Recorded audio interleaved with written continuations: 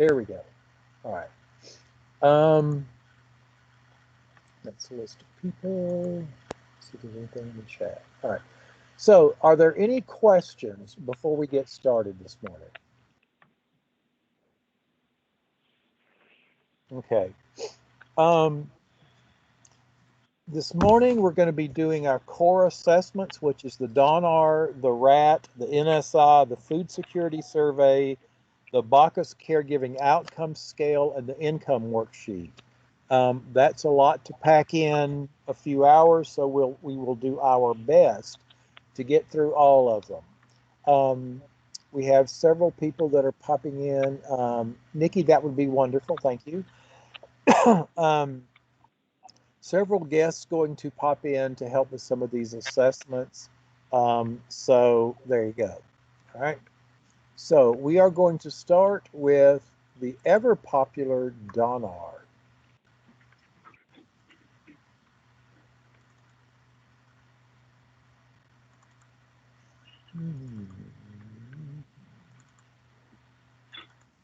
All right.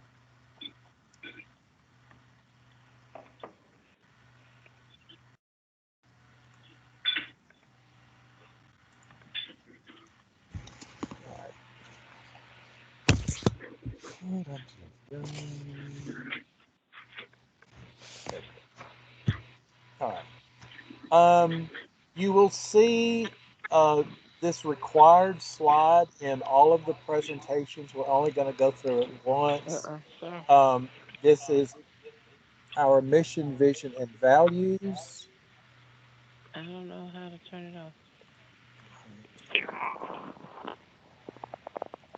Sorry about that. All right. So these are the mission, vision, and values.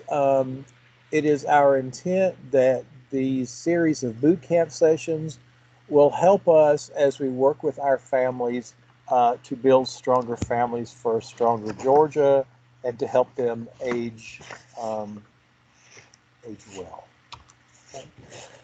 So the DONR this morning, we're going to talk briefly about the history of the DONR, go through some of the rules.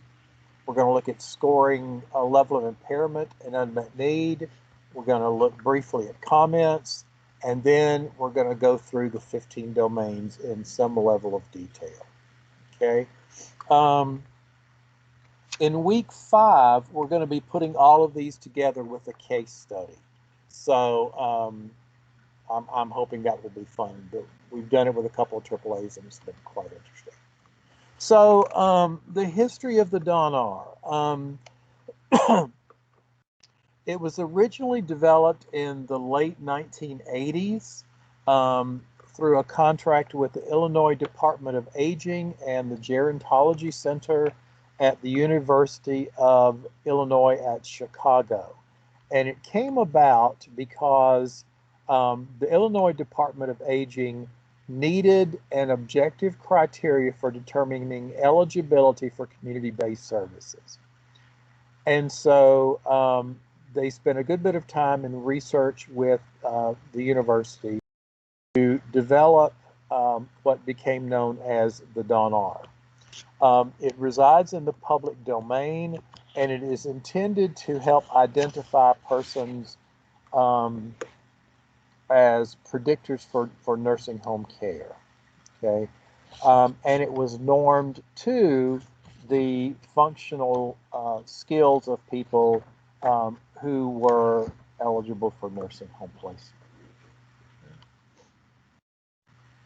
There are some rules of the DONR. The DONR defines the factors that help determine a person's level of impairment and unmet need for assistance in dealing with those impairments. The DONR allows for independent assessment of both impairment in functioning on ADLs and IEDLs and the need for assistance to compensate for those impairments. Okay. DAS does not use the DONR to determine eligibility. We had a session on eligibility and target criteria in week 1. The DONR does not determine eligibility.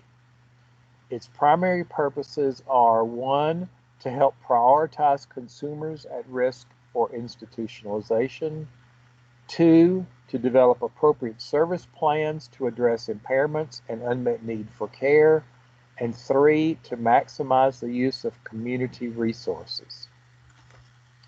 The DONR is a unique measure of functional assessment in that it differentiates between impairment in functional capacity and the need for care around a particular function. It is an ordinal scale with clearly defined meanings for each level of impairment, each level of unmet need for care, and each functional activity. Because of its ordinal nature, it permits quantifying scores so that changes in scores represent actual changes in level of impairment or unmet need for care.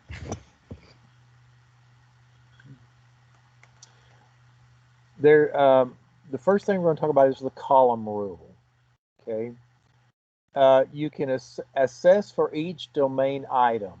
You don't necessarily have to do these in order. Hopefully you're using a conversational approach rather than a hold them hostage and go through my checklist approach. So the order in which you do the domains is not necessarily critical. All right. However, each column is scored independently. That means level of impairment is scored absolutely independently from unmet need for care. If the level of impairment in any domain is a 0, then automatically the unmet need for care is 0. Because if I have no impairment, it's impossible to have an unmet need. Okay. If column A score is 1, 2, or 3, then you must score column B. Okay. And if there is a score greater than 0 in either column, a case comment is required. Okay. Unmet need for care. The purpose of scoring unmet need is twofold. 1, to assess the consumer's unmet need for care and the assistance available. And 2, to determine the impact on the consumer if additional assistance is not provided. In scoring this column, it's important to obtain information from the client about their perceptions regarding need for care and to use your observational skills to determine what the impact might be on the client should care or assistance or additional assistance not be provided. The availability of an appropriate caregiver is also assessed. Caregiver availability may be impacted by various factors, including stress, burden, lack of knowledge, or skill. The reason for lack of availability of a caregiver should be documented in the comments section. The DONR measures only the availability of the caregiver, not caregiver stress. That is assessed using the BACUS, which we'll go over later this morning. The DONR is intended to be brief and easily administered. It is designed for face-to-face use. DAS adapted it for the ADRC, but it is intended to be used face-to-face. It is administered the same for physical issues, cognitive issues, and behavioral health issues. You are scoring the person's ability to perform those essential components, and that is independent of the reason. Now that'll go in the notes, but you're administering it for the same regardless of the reason for the impairment. Okay. The DONR supports care plan development and management. I want to develop an appropriate care plan that is going to address either the level of impairment or the unmet need or both. The DONR measures only functional ability to perform the essential components. It does not measure their willingness to do it or their desire for assistance or lack of desire for assistance. The goal of assessment. The DONR assesses the whole person. It does not assess for a specific service. Usually we can tell when we review a DONR what service the client asked for by the scoring, and that is an inappropriate use of the DONR. We are assessing the person period. The care plan development comes later. Okay? You must assess in a person-centered manner and consider dignity of risk in your comments. And we talked about dignity of risk last week. This is our paper version of our friend the DONR. It's a unique measure of functional ability in that it differentiates between impairment in functional capacity and the need for care around a particular function. The ADLs refer to those activities of behavior that are the most fundamental self-care activities and are an indication of whether the person can care for his or her physical needs.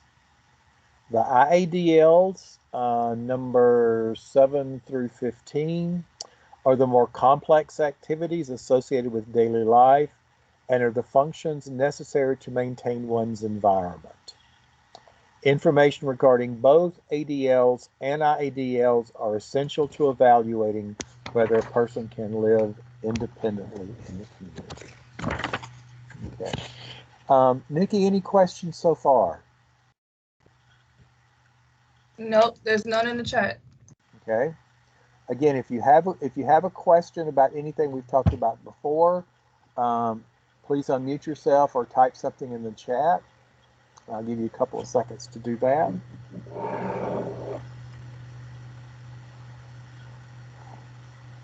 I have a question.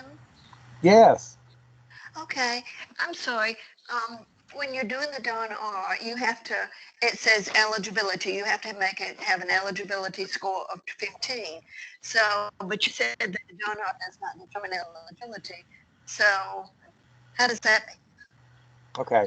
Now let me clarify that. They do use the DON-R for eligibility for the EDWP. Is that where your question's coming from? Yeah, so that's okay. So right. We do have to determine eligibility, but elderly, disabled, whatever folks. Thank you. Yes. So for EDWP, let me correct that. The ADRC does use the DON-R for EDWP eligibility. We do not use it for eligibility for HCBS. So thank you for the clarification.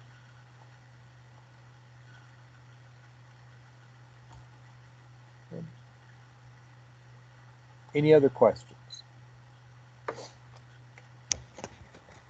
All right. So let's go to scoring. Okay. We're going to start with the impairment level of impairment, and then we'll move to the unmet need, and then we'll stop again for questions. Okay. So level of impairment is 0 if the person can perform all essential components of the activity with or without an assistive device. Okay, that means the person doesn't require verbal prompting, physical assistance, or significant supervision to complete the task. Or in the case of routine or special help, the activity is not required by the person. Okay, so if I can perform the essential components with an assistive device, then my level of impairment is a 0. Okay. Okay, Tom, we have a question in the chat. Okay. Oh, well, I guess it's not a question. She said, I cannot see anything on the screen but the planet, do I need to hit some other way to access? I have no idea. I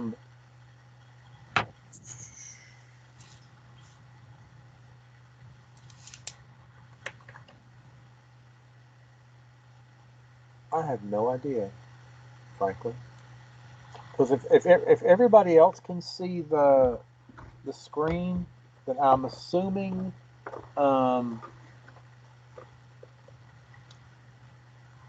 let's see here. I'm assuming it has something to do with the view settings. Let's see.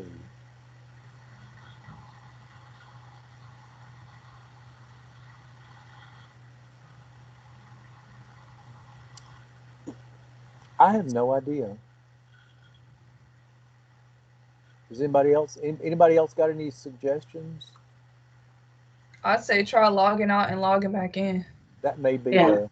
Yeah, that's what All it right, she so other people can see the screen. So Mhm. Janice, I would log back out and try to log back in.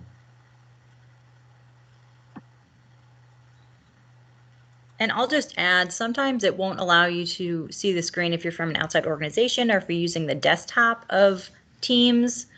So either way, Tom's going to record it and send it out, but just kind of throwing that out there. Okay, thank you.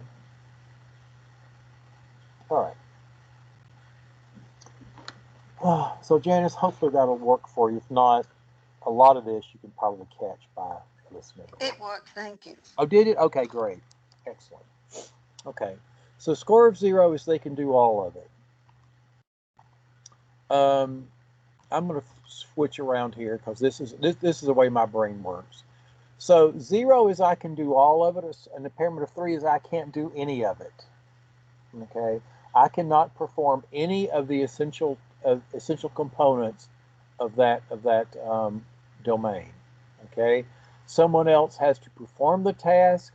I may be able to help in small ways. So, for example, with eating, I might be able to open my mouth. Okay, but I can't really perform any of the other components. Okay, so I cannot do any of the tasks, or I require pretty much constant verbal or physical assistance. Okay, so 0 is I can do all of it. 3 is I can do none of it. So I'm going to go back and do the 1s and 2s because those are the two in the middle. A score of 1 means I can do most essential components of the activity with or without an assistive device. Okay, so this means that when I'm performing those essential components, I may experience minor or intermittent fatigue. It may take me a little bit longer than an unimpaired person to complete that activity.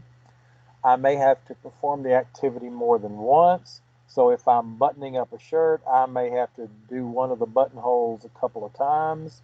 Or it requires a little bit of verbal prompting to complete the task. Okay, so 0 is I can do all of it. 3 is I can't do any of it. 1 is I can do most of it. And 2 is I cannot do most of the essential components. Okay. This means that I have experienced fatigue or rapid fatigue. It takes me an excessive amount of time. I have to perform the activity much more frequently than an unimpaired person, or I require frequent verbal prompting. Okay, so 0, I can do all of it. 3, I can't do any of it. 1, I can do most, and 2, I cannot do most. Okay, there we go. Okay. All right, so for your impairment scores, you're considering the extent to which the person can or cannot perform the essential components. Okay, and in your comments, you need to list them separately. So don't say client can do most. That doesn't tell us anything. Okay, so client can do this activity and this activity independently, but takes longer to do this activity and this activity. Okay, the only exception to that is if the score is a 0 or 3, it's okay to state client can do all or client can perform none. Okay, and there'll be some additional information in the comments. We'll go over that a little bit. Okay, and you want to you're not scoring, but you're commenting on the reason the person cannot perform the essential components. Do not list diagnosis. Okay, list the functional reason why the person cannot do it. Okay, because there may be different functional reasons that a person cannot do different essential components. So do not list just a bunch of diagnoses. Okay.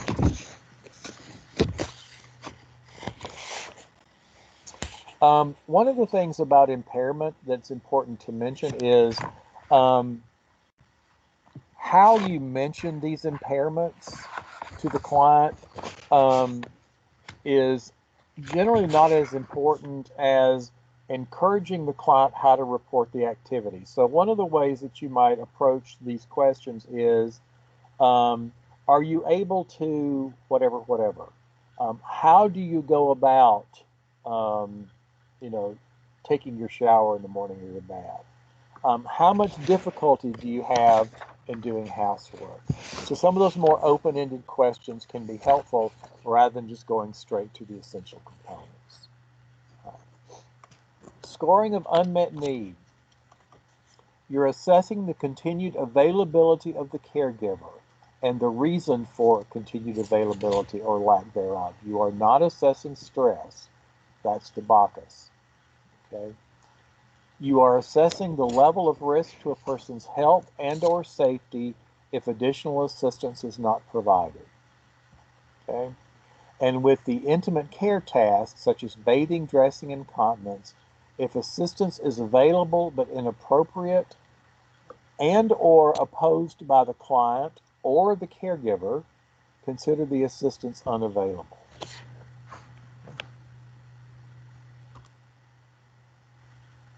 The unmet need for care, if that is scored a 0, that means the person's need for assistance is met all the time and there is no risk to health and safety if additional assistance is not acquired. And remember, if the level of impairment is 0, then the unmet need for care is 0. And I'll do the same thing here. If the unmet need for care is a 3, that means the person's need for assistance is seldom or never met, or there is severe risk to health and safety if additional assistance is not required. Okay? So, going back to the 1, the person's need for assistance is met most of the time, and there is minimal risk to health and safety if additional assistance is not acquired. And then 2, the person's need for assistance is not met most of the time, and there is moderate risk to health and safety if additional assistance is not required.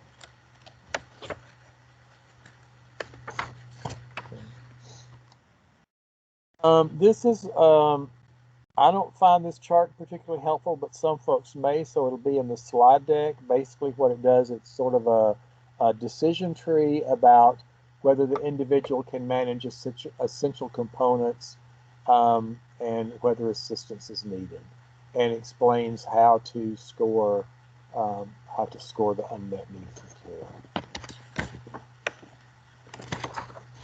Okay.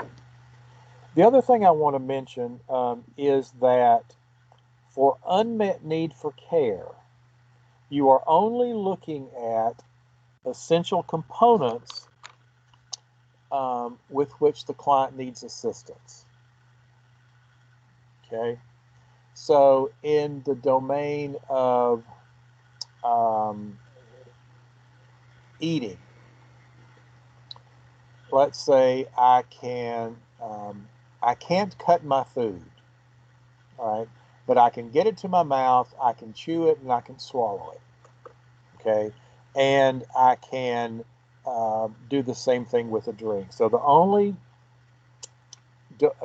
essential component I have trouble with is the cutting my food. So for unmet need for care, you are only scoring the unmet need in cutting my food because I can do all the rest of it. Okay. All right. Let's stop and see if there are any questions about the scoring before we go into the comments. There's none in the chat. All right. If anybody has any about that, please unmute yourself and throw them out there, or type them in, and we'll stop and review those. Okay, with unmet need for eating, I often have clients say, you know, she can do this, but she doesn't want to do this, and she won't do it. So is that Bacchus, or how would you, you know, she could feed herself, but she's not going to. Why isn't she going to? If she has dementia. She doesn't, you know, she refuses it, and she argues that she doesn't want to eat, even though she needs to. It sounds silly, but you hear a lot of answers. I'm sure you're aware of that. Yeah. So I would, so if the client sits at the table, she can cut her food and do all the mechanics of that without being prompted and knows what to do. She can sit there and she does, but she won't because she doesn't want to, and she's got dementia and she doesn't want to eat, and she's not going to eat because she doesn't want to. Okay. So who is the client here? The person with dementia or the caregiver? The client with dementia. And the caregiver says, well, you know, she's providing the information because the client has dementia. So she says, you know, I try to feed her, but she just isn't going to eat. She argues with me. She's not necessarily combative, but she just doesn't want to. And she won't do what she wants. You don't tell her to do something because she's not going to do it. And so she's doing the best she can, I guess, is what she pretty much says. I try to help her, but she won't do it. If that, you know, that situations like that occur, that's not every situation. But when you're dealing with a lot of clients, there are a lot of issues involved. So functional, well, so. Did you check with client what she said? The client pretty much, you know, again, is not making good decisions, and she might, again, I don't, you know, yes, we chat with the client, but we have the client is diagnosed with dementia.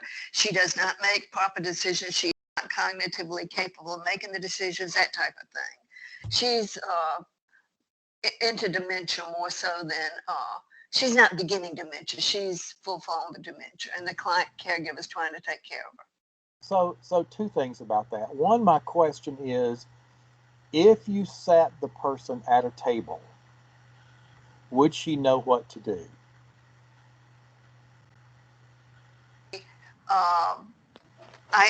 That would be, I would have to take the caregiver's personal information because I'm not there. I would not see the client. Correct. Maybe she does go sit down and then maybe she opens a package and gets a cake out because she's got such a taste for sweets. Maybe she does know how to get the food out and know how to open it up and eat. Like particularly if it's a candy bar or something like that. But when she sits down to a plate of good food, she just doesn't want to eat it.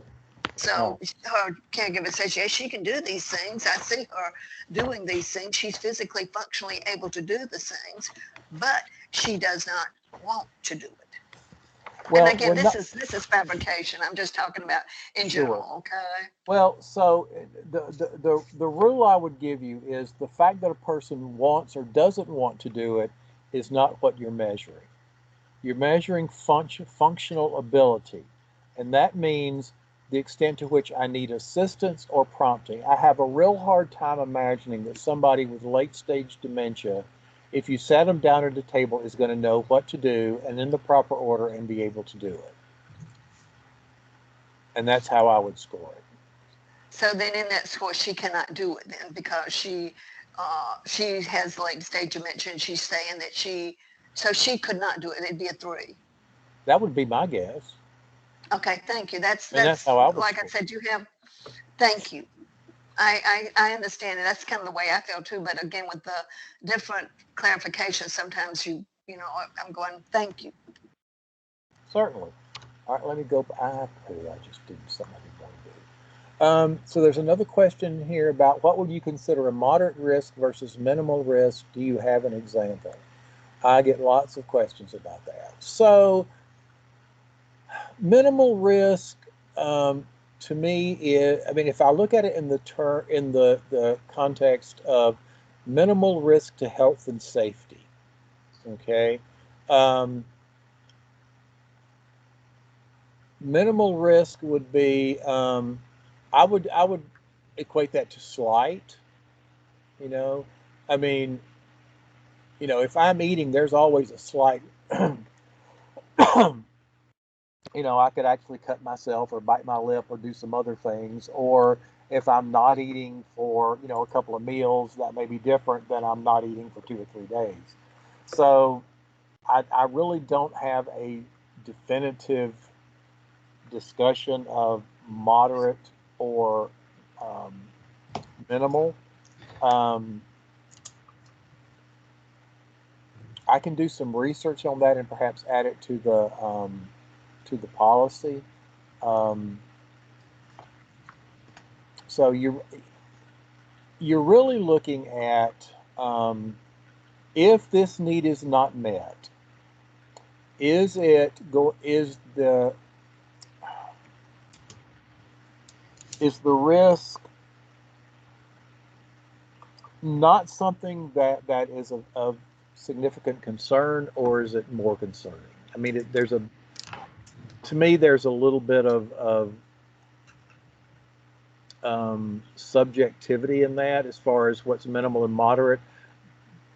If you document it correctly, it's highly unlikely I'm going to get into a discussion with you about why you picked a 1 or a 2. So that one really comes down to comments. Okay.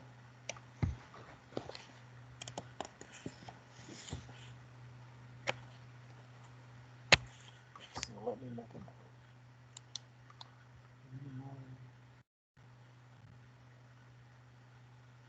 Okay, we got another question, Tom. Okay, what does it say? It says, how would you score feeding tubes?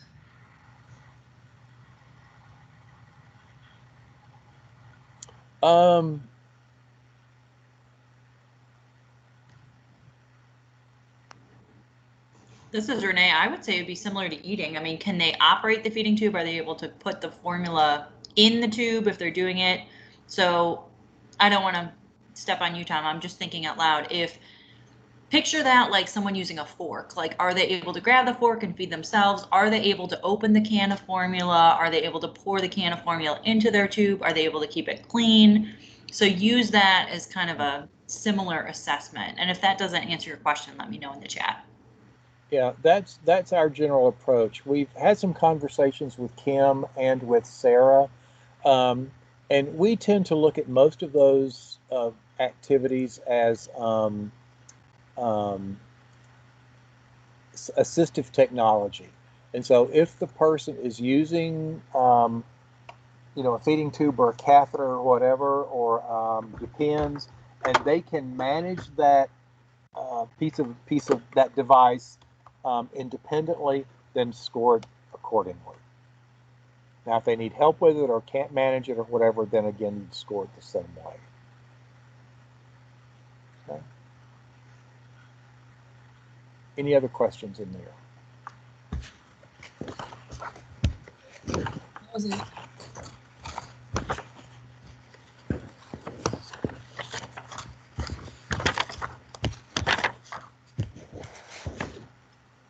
Okay.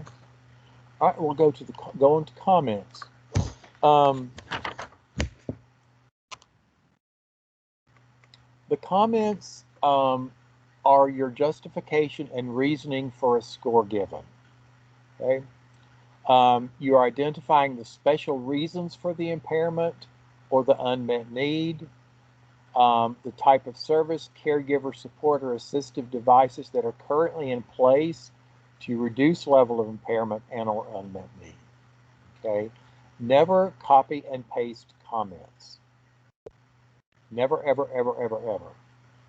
Okay. So a good comment format is you're looking at 4 things. What is it they can or cannot do? And you can use your essential components as a guide. Why they can't do those essential components. And again, you're not giving diagnosis, and there may be different reasons why they're unable to do specific essential components. Okay. Who is or is not helping? and how often the help is available when needed. And again, you're looking at caregiver availability, not caregiver stress. Right. So an example is client reported she takes sponge baths every other day, gets into the tub when someone is there to assist. She can turn knobs, regulate water temperature, and wash and dry off except for lower legs and feet. Her daughter works and can only help with bathing once a week, a concern due to client's periodic incontinence. Client would prefer more frequent baths, no issue at present with skin condition or odor. Okay, so this would level of impairment would be 1. She can do most of the essential components. The thing that she can't do is wash and dry off lower legs and feet. Unmet need for care. The daughter works and can only help with bathing once a week, but there's no issues with skin condition or odor. So I think it was Tanya that asked about the difference between minimal or moderate. So this would be an example where the unmet need, depending on the frequency of the incontinence, the likelihood of skin breakdown based on the frequency of incontinence and the inability to clean themselves, that's where that minimum or moderate may come into play. All right, we're going to start into the domains of the DONR. The first one is eating. These are the essential components: cutting food into manageable pieces, getting food to the mouth, chewing, swallowing, and getting a hot or cold beverage to the mouth and swallowing. You're assessing the client's ability to feed themselves a meal using routine or adapted utensils and without frequent spills. Okay? When a special diet is needed, do not consider the preparation of the special diet when scoring this item. Okay, those are covered in a different domain. Okay, and again, you're scoring these components. So let's say a client is fairly can cut the food, get the food to the mouth, get the beverage to the mouth. They have some difficulty chewing, but they choke sometimes. Okay, so there's no impairment with cutting food, getting it to the mouth, and getting the beverage to the mouth. There's a little bit of difficulty with chewing. The big issue is swallowing. Okay, so I'm going to account for that in my unmet need for care. At what is the risk to health and safety if someone is not there to supervise the client when swallowing, or do they know what to do when that happens? Okay, so that's eating, your 5 essential components. Bathing. Can they get in and out of the tub or the sink, or to the sink? Not out. We don't want to get them in and out of the sink. Can they get to the sink or in and out of the tub? Do they have the ability to turn faucets, regulate water temperature, washing the entire body, including hair, and drying off the entire body? Okay. In bathing, you're assessing the client's ability to shower, bathe, or take sponge baths to maintain adequate hygiene and cleanliness. And that hygiene and cleanliness is the key. You want to consider minimum hygiene standards. If there are any medical prescriptions or health-related considerations, such as incontinence, skin ulcers, lesions, any of those kinds of things.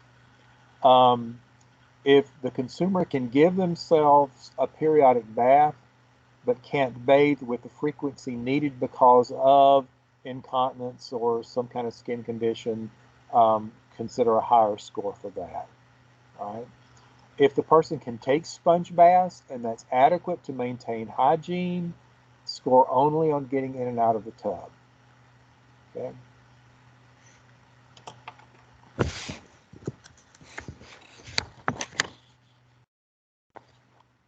Grooming. In grooming, we're assessing the client's ability to take care of personal appearance, grooming, and hygiene activities. Okay, so I'm looking at the essential components of fixing hair, shaving, fingernail and toenail care, brushing teeth, or caring for dentures. Okay, remove my little picture. All right. Shaving includes facial or any other body parts if this is the person's custom, and I'm going to leave that one alone. So it's not just necessarily your face. Okay. If the healthcare professional has instructed the client to regularly visit a podiatrist for nail care, consider this an impairment in toenail care. Okay. And you may want to consider the applicability for special health, which is the degree to which they can assist in that.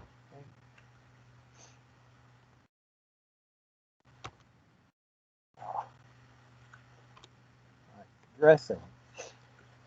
In dressing, we're assessing the client's ability to dress and undress as necessary to carry out their activities of daily living in terms of appropriate dress for the weather or street attire is needed. So we're looking at their ability to get arms and legs into clothing and out of clothing, their ability to navigate buttons, zippers, and laces. We're assessing whether clothing is appropriate to the social situation and appropriate to the weather. Okay. The client's dexterity and motor functioning are important, and we're assessing those in the area of buttons, zippers, and laces. Okay. Do not consider style or taste. If the client chooses nightwear for daywear as a preference, that's not an impairment. However, if they do that because they can't get their arms in and out of blouses or whatever, so Agnes is just going to wear her night dress all day long, then that would be an impairment. Okay. Also assess the ability to put on prosthetic or assistive devices. You're also assessing strength, so if they need to put on undergarments or heavy coats or whatever during the winter, that's part of this assessment. Again, style, color coordination are not assessed here. Transfer. This is one of the ones that for some reason creates the most incorrect DONRs that I've seen when I do record reviews. So, transferring is getting in and out of the normal sleeping place, period. Okay?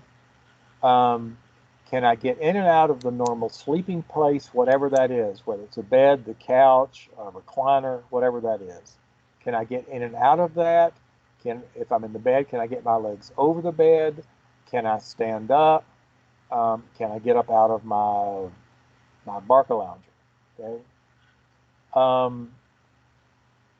You're also including their ability to reach assistive devices necessary to help them transfer. So if Agnes can get to the side of the bed, but she needs her walker to stand up, can she get to that walker appropriately? Okay. If they're in a hospital bed, can they adjust the beds or remove the handrails appropriately? Okay. You are not assessing can they get in and out of a chair unless that's their sleeping place, and you're not scoring mobility around the home. Okay. You are only assessing getting in and out of the normal sleeping place. Tom, I have a question. Yes. Okay, so it says that you're only giving them a score if they have to use assistive devices, but if they don't have assistive devices in the home, like a walker or a cane, can you score difficulty and impairment if they have to hold on to furniture to get in and out of the bed? Or if it takes them a long time to get in and out of the bed? Yeah, so the amount of time it takes is one of the factors in level of impairment. So if it takes a little bit longer, is a 1. If it takes them a good bit longer, it's a 2. So yes. There's a question in the chat that says, if a client is not able to transfer himself, but has someone at home to help with transfers at any time, how do you score? Do you consider the assistance available for them when you are scoring? I'm sorry, this is very new to me. Okay. You're scoring them absolutely independently. So if the person is unable to transfer by himself or herself, cannot do it at all, okay, then the level of impairment would be a 3. If there's someone always around to do it and there's no unmet need, then the unmet need would be a 0. So you're scoring them absolutely independently.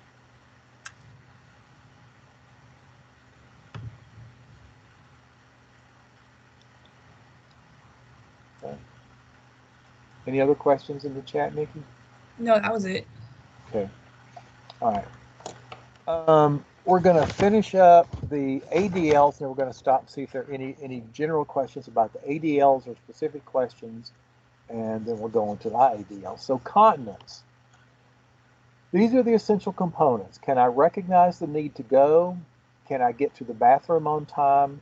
Can I get my clothing off to the level needed? Can I clean myself up and get my clothes back on or back up? All right. Here we are assessing the client's ability to take care of bladder and bowel functions by reaching the bathroom or other appropriate facility in a timely manner. That can be a bedside commode or whatever. Okay. In scoring level of impairment, consider the need for reminders. If they have a colostomy that is managed properly, consider this as continent. So we're looking at that as an assistive device if they are able to manage it on their own. Okay. And also look at medical conditions as a temporary versus a permanent catheter. Okay. Also, as we mentioned earlier, consider the availability of intimate care assistance. Okay, so if Agnes needs help getting to the bathroom, and she lives with her son and daughter-in-law, the daughter-in-law works days, and so the son is at home, and Agnes doesn't want him helping her to the bathroom, even if he is willing to do it. Score that as an unmet need. Okay. Likewise, if she doesn't care, but he's uncomfortable taking his mom to the bathroom, then likewise that would be, you would score that unmet need for care accordingly. Okay. All right. So those are the ADLs. Any questions about any of those before we go on? Unfortunately, I do, as far as getting your toenails cut. I often have clients saying, yes, the doctor said I need to go to the podiatrist, I'm a diabetic, but I can't afford it, and one, I don't have assistance. So is that lack of availability of assistance if they can't do the transportation and they can't afford it? Is that not able to get assistance, the assistance they needed, that doctors ordered a podiatrist? Yes. So I would score both level of impairment because they can't do it, and the comment would indicate the reason they can't do it. Okay. Different. Let's say they have arthritis in their hands and can't grip the clippers. Okay. Or they're overweight and can't reach their feet. Okay. Or they're diabetic. So they can't do it. So there's an impairment. Okay. It's not getting done. Okay. And that would just be one component. They couldn't do the toenails. So how would you score that? All right. So if they can do all of the other essential components in grooming, then I would probably score that a 1. Okay. They can't do that one essential components. Now, the unmet need, it depends. You know, if they're diabetic, and depending on how long it has been since their toenails were cared for, and if there are any other foot issues, I would consider that risk to health and safety if that is not met. Now, you know, again, if they're a little long versus they're curling under, you know, I would score that differently based on risk to health and safety. So if they simply cannot get to anybody to do that, okay, then that unmet need is probably going to be a 3. And the reason that becomes important is when I'm developing a care plan. All right. So I need to look at why the person can't do it, and that's where I'm going to start with my interventions. If they can't afford it, that's one thing. If they don't have transportation, that's a different intervention. There's a question in the chat, Tom. Okay. It says, what would be a score for a client who has history of falls, therefore is in the high risk for falls? You mean for transferring? I guess she's wanting to know where you would score a history of falls. You wouldn't. There's a separate assessment for fall risk. You theoretically could account for it in transferring if they're a fall risk of getting out of the bed. Okay, because one of the essential components is, can I get out of the bed or my sleeping place, and can I stand up? Okay, if I'm a fall risk, then I would score that in the impairment as well as, again, my unmet need for care. But there's a separate assessment that's going to look at falls. Could we not even score falls in the being alone section of the DONR? Theoretically. I mean, if so falling is not in and of itself an essential component. Okay, if it is related to an essential component, like getting out of the bed, exiting the home in the case of outside home, then I would want to consider that. Okay, if I'm a risk of falling in the shower, okay, then I may want to count that in getting in and out of the tub. So if falls risk is associated with an essential component, then I don't have a problem with tracking that. But you're not measuring falls as a separate, independent thing. Tom, can I ask a question? Yeah. So at one time we were trained that, like, looking at the impairment for continence, you see how there's there's 5 components to that impairment. In picking whether the level of impairment was a 1 versus a 2, which is really where a lot of people have issues, right? We know if it's nothing or if it's everything. It's the 1-2 thing that seems to get people give people more difficulty. They had said that if you have, like, if there's 5 components, if you can do the like 3 or more, then that would be a 2. If you have to do less than 3, if you can do less than 3, then that's a 1. Do you understand what I'm saying? Yes. Okay. Are we still using that? Is that still a good way, especially for newer people, to understand? I'm not a big fan of it personally. Okay. So if I'm looking at continence, all right, let's say I can recognize the need to go. I can get to the bathroom on time. I can get my clothing down, but I can't clean up and get my clothes back on. Okay, so I can do 3 and I can't do 2. So that would mean my level of impairment is kind of a 1, right? Right. All right. So the challenge is if I have difficulty cleaning up, that creates a risk to health and safety if I'm not able to do that. Okay, and it's going to have some implications for what else, what else I'm able to do. So if I'm not able to clean myself appropriately, it's probably going to limit some social interaction or some other things. So to me, that's a little bit more of a critical piece than, let's say I can't get to the bathroom on time all the time, but I can clean myself up and, take care of it. To me, that's not as big of a health and safety issue as not being able to clean up. So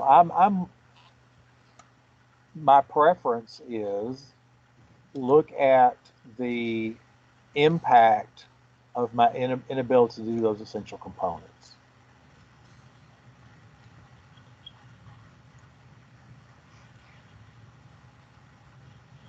There's no more questions in the chat, Tom. Okay. These are very good questions. Y'all are, this is amazing. Love it. Okay. IADLs, these are the more complex tasks associated with managing your environment. So, the first one is managing money. You're assessing the client's ability to handle money and pay bills. You're looking at the ability to plan, budget, write checks or money orders, exchange currency, and handle paperwork, including applications for benefits and handling coins. All right. Include the ability to read, write, and count sufficiently. So my essential components are: can I recognize the difference between paper money and coins? Can I understand what a bill is and how to pay it? Can I write a check or use a debit card or whatever, you know, the current modality of things are? And do I have the ability to count money? Okay. You are not scoring anything related to that they have insufficient income. Okay. Can I recognize the difference between paper money and coins? Can I understand a bill and how to pay it? And do I have the ability to count money? Okay. Telephoning. You're assessing the client's ability to use a telephone to communicate essential needs. So these include picking up the phone, dialing, talking, being understood, understanding, and remembering the conversation, and being able to hang the phone back up. Okay. Do not consider the absence of a telephone in the client's home. I'm simply scoring their functional ability to do it. This domain does not include the use of an emergency response system. That should be considered in being alone. All right. So, can I pick up the phone, dial the number, or if it's a speed dial, can I press 1 and get my daughter? Okay. Can I talk on the phone? Can I understand, and remember the conversation? That's a key piece. And then hang the phone back up. Meals. You're assessing the client's ability to plan and prepare routine meals. Okay. You're looking at, can I open packages or cans? Can I pour food into a bowl or pot? Turn knobs, use other kitchen appliances, and wash and put away dishes. Okay. You're not scoring the ability to plan therapeutic and prescribed meals. That's somewhere else. If a client states he or she cannot cook like they used to, that does not necessarily reflect an impairment score. It only looks at the level of impairment within those essential components. Okay. So when in doubt, consider the essential components of preparing food in order for a person to remain healthy and safe. Okay. So we have 2 questions, Tom. Okie doke. Okay, it says, the first question is, can you give another example on how to write a comment without just listing diagnosis? Yes. So in this case, client has difficulty opening packages because of this. All right. She has difficulty pouring food into a bowl or a pot because of right side weakness from a stroke. All right, so she can't pick up heavy things and pour them. Okay. Has difficulty turning knobs on the stove because, again, of arthritis. Okay. So what I'm really doing now, you can combine those. So you could say client has difficulty opening up packages and turning knobs because of arthritis. I mean, you don't have to list each one separately, but you have to account for each one. Okay. Okay. Okay. And then the second question is, if you analyze the entire situation and still you are not very sure if you should score 1 or 2, what would you suggest to do? Go toward the higher score or not?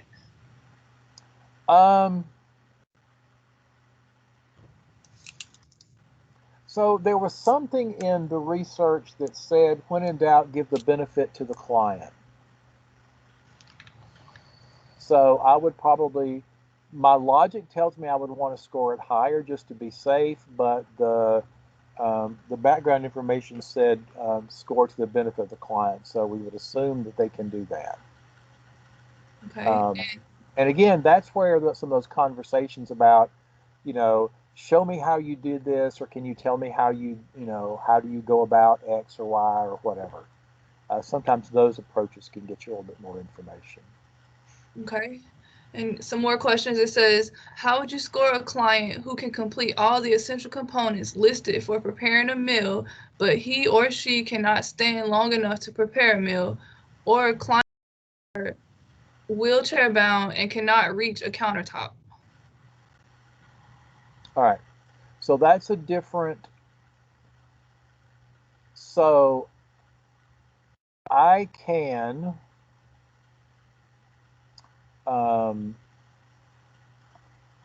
in a wheelchair, I can open a package. All right. I can pour food into a bowl and I can turn the knobs and I can do all these other things. I have the ability to do that. All right. The reason I can't do that is because of some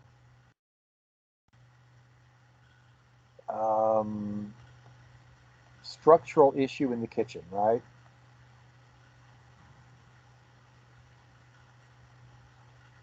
I'm assuming. She didn't say in the chat. Well, she Okay. said right. She said what now? She said right. What you're saying. Okay. All right. So if I score preparing me, if I score this a 2 or a 3 in impairment, I'm really not being correct because you can do all of those things functionally. The issue is with the structural layout of the kitchen. All right. So if theoretically my solution is to provide her home delivered meals, we still have the issue of, can she open the meals? Can she warm them up in the microwave? Can she put them in the refrigerator? Can she get them out of the refrigerator? Okay. So functionally, she can do those things. I want to go back to the original conversations. One of the purposes of the DON-R is to develop interventions. Okay, so if she is able to do these things, and let's say she likes doing these things, me giving her a home delivered meal is not person centered, first of all, and it's not a capacity based approach. So what I want to look at then is, is there a structural thing that can be done to the kitchen that is going to help? Are there assistive devices that can help her do those things from her wheelchair? Those kinds of things. Okay. Now, if I can't stand up long enough to do the stuff, okay, so I can open a package, put it in the pot, and then I got to sit down. And I can stand up and stir it, and then I got to sit back down. That I'm scoring in. Do I get winded or tired easily or frequently? And I would score the impairment that way. Okay, and then one more question is, where would you score a person going without eating because they need constant reminders due to dementia? Would that be in meal preparation or in eating? It depends. If the problem is they don't remember to eat, then I would score that in eating. If they don't remember to go in the kitchen and get something, or they don't remember, gee, if I want a can of soup, I have to get the soup out of the cabinet, open the can, put it in a container. If I can't remember those steps in the logical sequence, then I would score that piece of it in preparing meals. Okay, and then one more question, sorry. It says, I'm with APS. My personal opinion of the DON-R is scoring objective, not subjective, but sometimes it can be difficult not to look at it subjectively, just my opinion.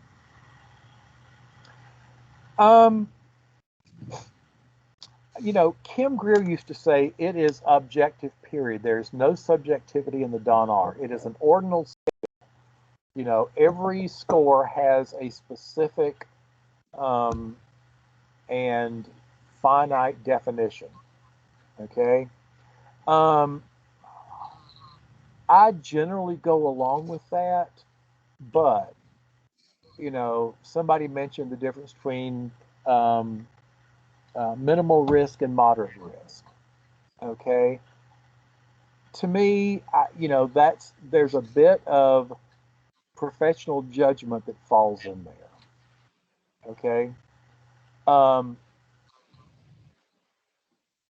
I'm more interested in, does the comment match and does the comment justify your scoring?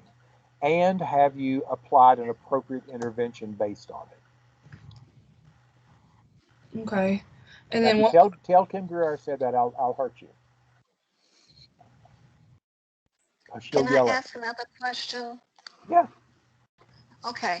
When you say the kitchen that they have, their personal own kitchen, is not accessible for them, and therefore because they're in a wheelchair, they can still do the other functions. But the fact that their kitchen is not accessible for them is not a factor in determining if they can prepare a meal.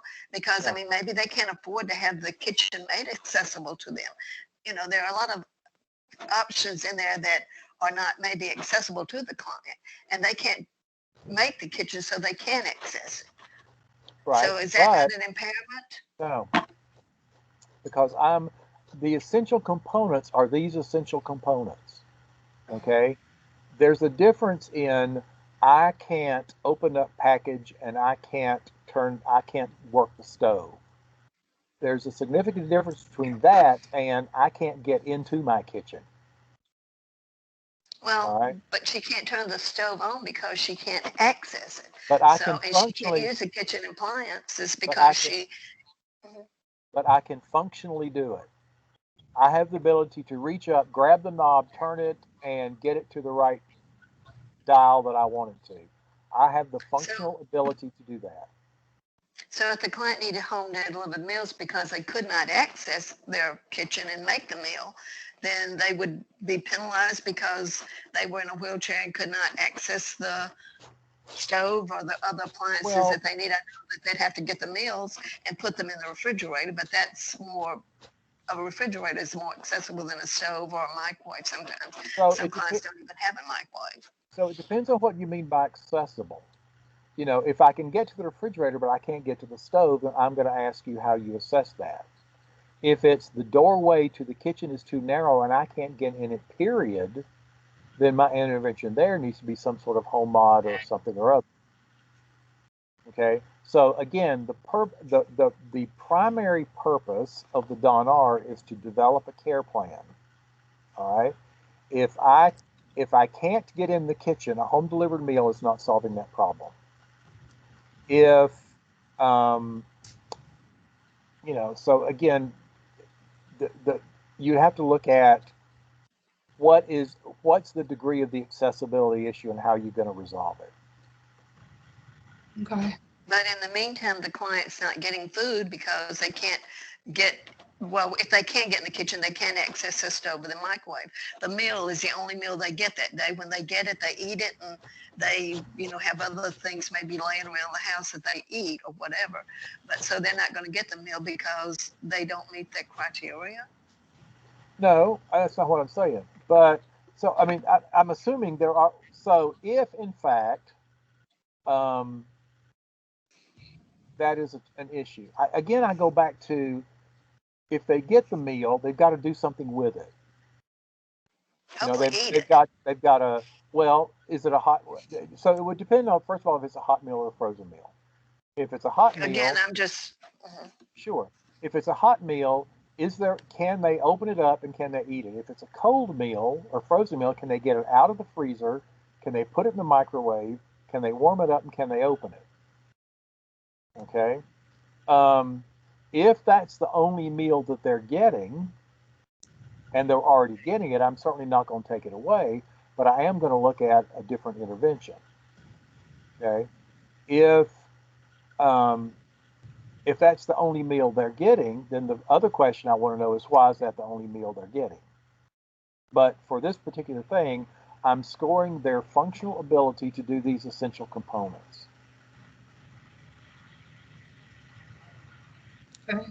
One more question. Yep. Actually, two more questions. So because we're in the home, we're able to observe more of what we see.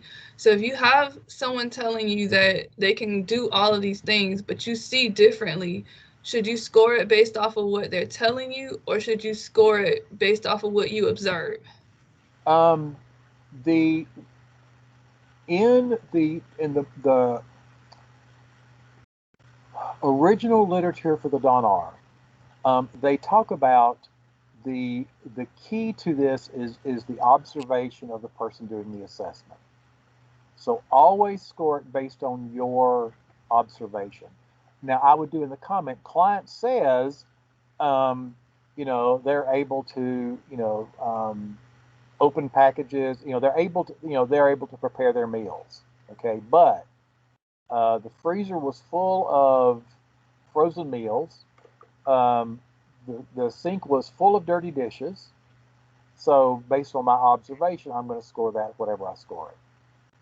Okay, but your comments will say client said they can do this. I observed X, and score it based on your observation. And it's okay to ask people, can you show me how you do something or explain to me how this works or whatever. Okay. And then I guess the other one is just a comment. It says this highlights the limitation of the DON-R assessment for needs versus the actual services available from providers. Read that one again, because I'm probably going to disagree with it. It's a comment. It says this highlights the limitation of the DON-R assessment for needs versus the actual services available from providers. Okay, that is incorrect. The DON-R is scoring impairment and unmet need for care. My job is to take the assessment and develop a care plan or an intervention based on it.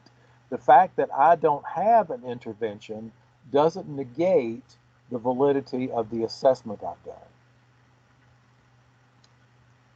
Okay, and then she says the DON-R is not supposed to be used to assess for a particular services, as you mentioned.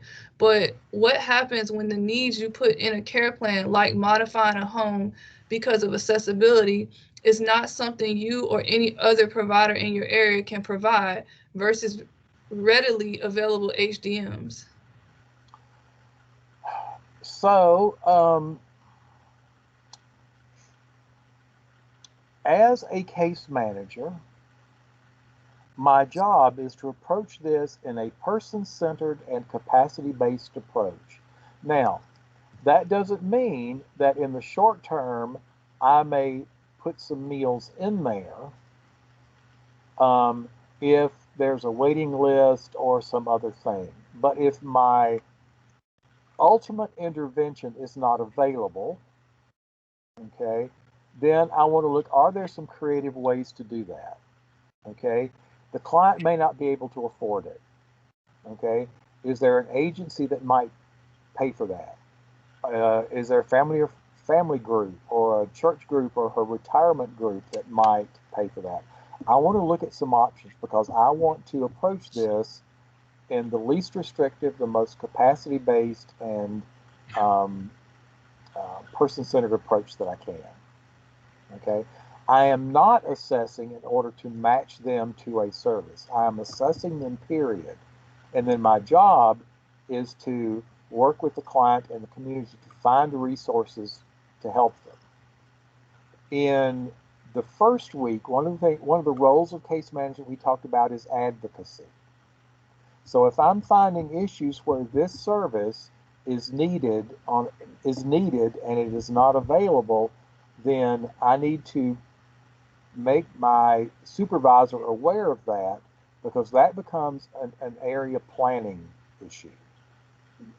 Okay, so again, I am not assessing for a specific service. I'm assessing to determine appropriate interventions. Okay, if my first intervention isn't available, then can I create that thing, or what's plan B? Okay, and then one more says, I guess this is a comment. One HDM a day is not going to solve clients' ongoing needs. Must look at long-term needs, supports, and possible resolutions. Yes, absolutely. And Heather says, thank you, just playing devil's advocate. Oh, well, you're welcome, Heather. Oh, she's making me think. It makes my head hurt. Okay, so let's go on to laundry. Again, you're assessing the client's ability to do laundry. Can they carry it to the machine? Can they sort it? Can they get clothes in and out of the washer and the dryer? Can they fold the things and put them away? And again, we're looking at functional capacity, not do they want to or do they do that. Okay. I sort darks and towels separately because I don't want towel lint on my dark clothes. My husband throws everything that's not white in a pile. Okay. I'm not a big fan of if I had my druthers, I'd just use the wrinkle cycle and wear it right out of the dryer.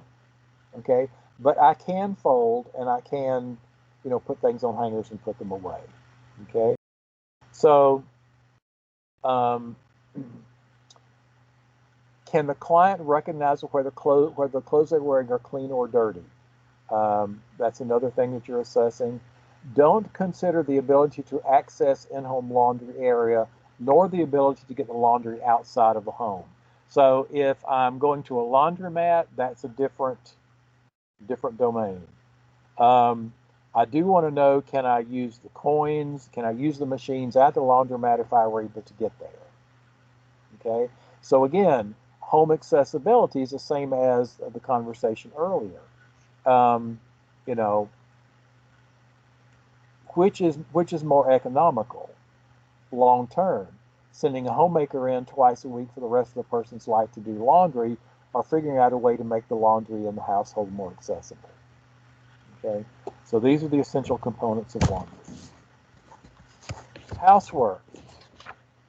You're looking at the ability to do routine housework to maintain basic sanitary, hygienic, and safety conditions in the home. All right. This does not include laundry, washing, or drying dishes. Those are in separate domains. So we're looking at the ability to sweep dust, clean up spills on the counter or the floor, clean sinks and toilets, clean the bathtub, and vacuuming. Again, you're looking at their ability to maintain minimal health and safety standards so that there's no risk of injury or disease or illness from the house. Okay? If hoarding is suspected, score it as a 3 in housework. Hoarding is a psychological condition and that requires specialized and extensive interventions. Okay? Refusal to do housework is not considered an impairment. You're measuring their functional ability, not their willingness or desire. Okay?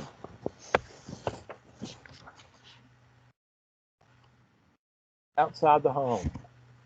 Is the person able to negotiate the porch, stairs, and walkway? This kind of goes back to some of that fall stuff. Okay.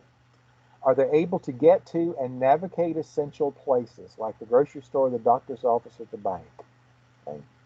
Are they able to drive or get in and out of a car or use public transit? Okay.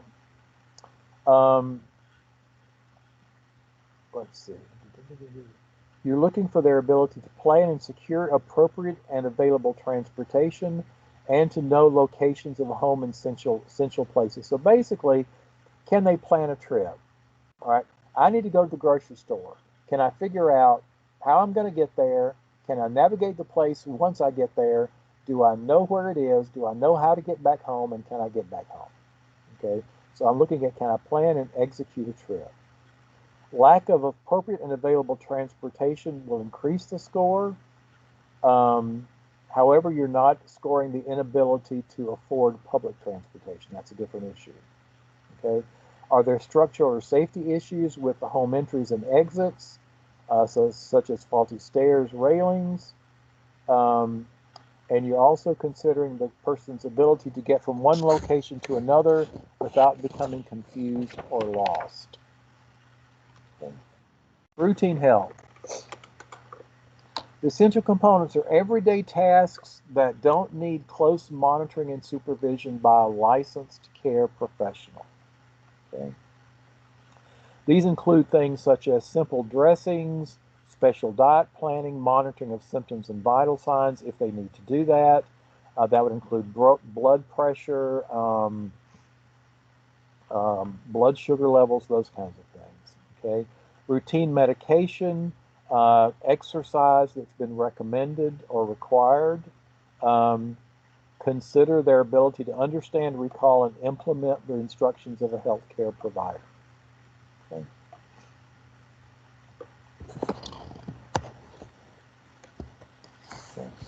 This thing about special diets, you're looking at functional ability, not desire. Okay, so do I know what the doctor tells me I need to do the DASH diet? Okay, do I know what that is? Okay, do I understand the basic principles of it, and could I do it? Okay, now the fact that I don't want to, or I don't like that stuff, or can't afford that stuff is a different issue. That's not what I'm scoring. Those are completely different issues. Okay, and if they have no routine health needs, again, scored as a 0. Special help is the client's ability to perform or assist in specialized healthcare tasks that are prescribed and generally provided by a licensed person, such as a physician, a nurse, a PT, OT, or those kinds of things. Okay, you're including blood chemistry and urinalysis, complex catheter and ostomy care, complex or non-routine posturing, suctioning, caring for, we mentioned earlier about caring for feeding tubes, IVs, any of those other kinds of things. Okay, and again, if they have specialized foot care because of diabetes, assessing their ability to cooperate with the professional. So the professional says, stick your right foot up. Can I do that? Okay, if they have no specialized healthcare needs, it's a 0. Being alone. Here you're assessing the client's ability to be left alone and to recognize, avoid, or respond to danger and emergencies. Okay, so would they recognize an emergency and would they be able to respond appropriately? Okay, consider their ability to evacuate their premises or alert others to their need for assistance, and use appropriate judgment regarding personal health and safety. Okay. So can I recognize an emergency? Can I respond? Can I get out of the house, call 911, call for help, whatever? Am I able to get out of the home in case of an emergency? And here I'm looking at mobility, and you can associate with falls, and recognize and respond to threats to personal health and safety. All right, that brings us to the end of the Dawn R. Let me see. Questions? It says, can I use risk for falls to justify for the score? I'm assuming this is for outside home. It says in the emergency. Okay. So you can use that for, now remember, that's just one essential component, the ability to get out of the home. Okay, so if I'm going to have difficulty getting out of the home, that could be because I'm in a wheelchair, the door's not wide enough. It could be because I don't have a ramp. It could be because I'm risk of falls. So that could be used for justification of that particular essential component. But there are others, such as can I recognize an emergency? Can I respond to it appropriately? Those kinds of things. So in the context of the other domains, risk of falls is a consideration, but it's probably not going to be the full justification for the scoring.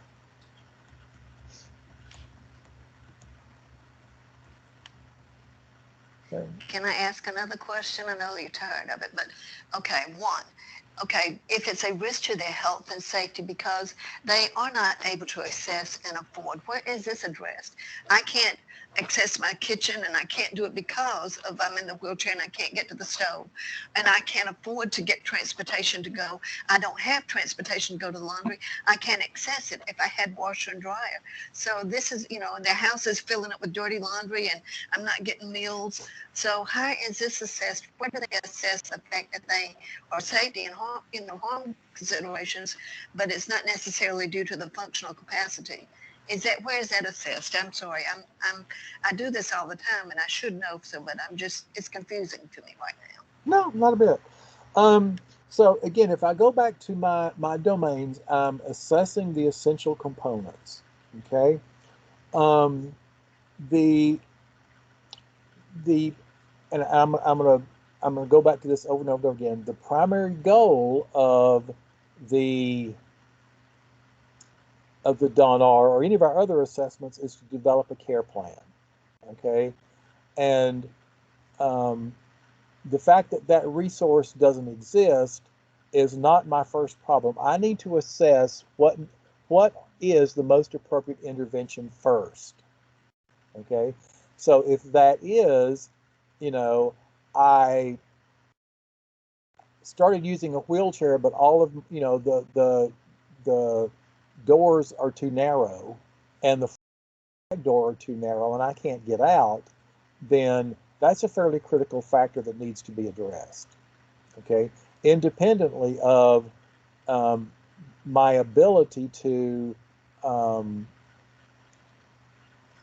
let's say, outside the home. If I have the functional ability to recognize an emergency, and if my door was wide enough, I could get myself out, then that's different than I don't have the ability to do those things. So it's a challenge, and I'd be happy to do some sidebar conversation, or if there's more detailed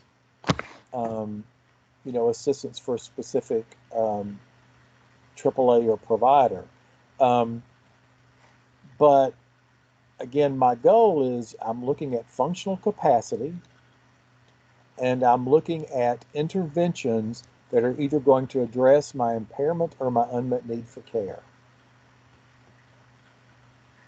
I understand, but in a sense, like I said, accessibility and ability, not emergency, but again, things like the meals and homemaker, that type of thing. And I'm talking right now HCBS, that type of thing. Sure. Okay. But what I don't want to do is send in a service on an ongoing basis that, in the big scheme of things, is not really necessary. So again, Eleanor puts in here about assistive technology. Would assistive technology help with some of those things? If they're not able to get around in their house or out of their house, then that is a significant conversation I need to have with this person. Okay, because ultimately what that needs to happen is we need to do some home modifications. Okay, or the person needs to move to a place where they have more accessibility. Now, if the client doesn't want to do either one of those things, again, that's a different conversation.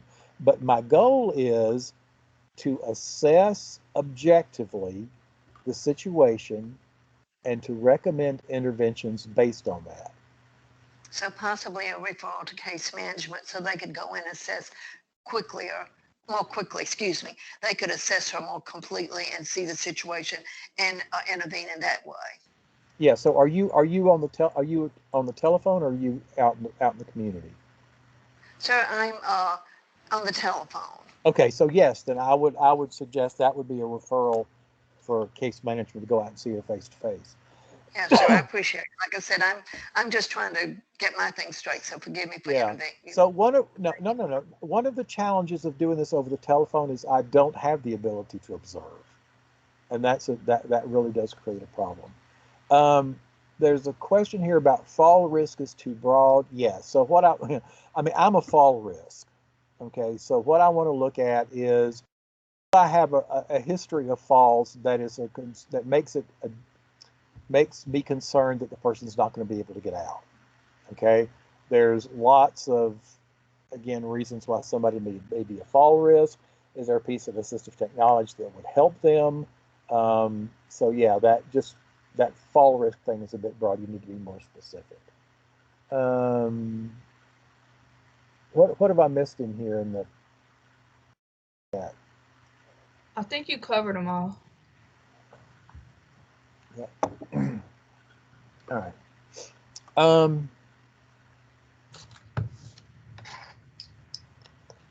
right. I want to go back to the thing we started with. Okay, that and you'll get sick of me saying it, but it's the only way I know to say it.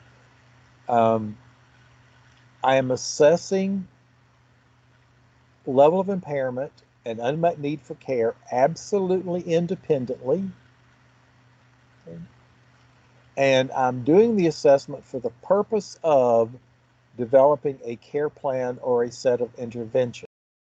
My interventions can do either or both of two things. One is it can reduce my level of impairment. So, for an example, I may provide a piece of assistive technology that now allows the person to do that essential component independently. Okay, or I'm going to address the unmet need for care by providing an intervention that is going to reduce the risk of that task not getting done and the risk to health and safety by not getting done. Okay. All right. Any other questions on the DONR? We'll do these more often, and it's fascinating. I love some of the comments and questions.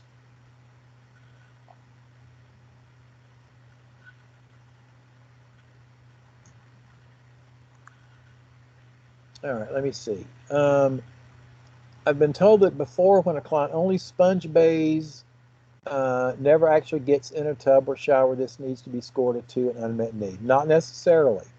In bathing, I'm looking at what is necessary to maintain health and hygiene. All right. So if I can get to the sink and I can navigate the water temperature and the knobs, and I can wash myself and dry myself all over from a sink, I'm good. Okay. And again, if I'm doing this in person, I can observe, if there's any dirt or odor or those kinds of things. Okay.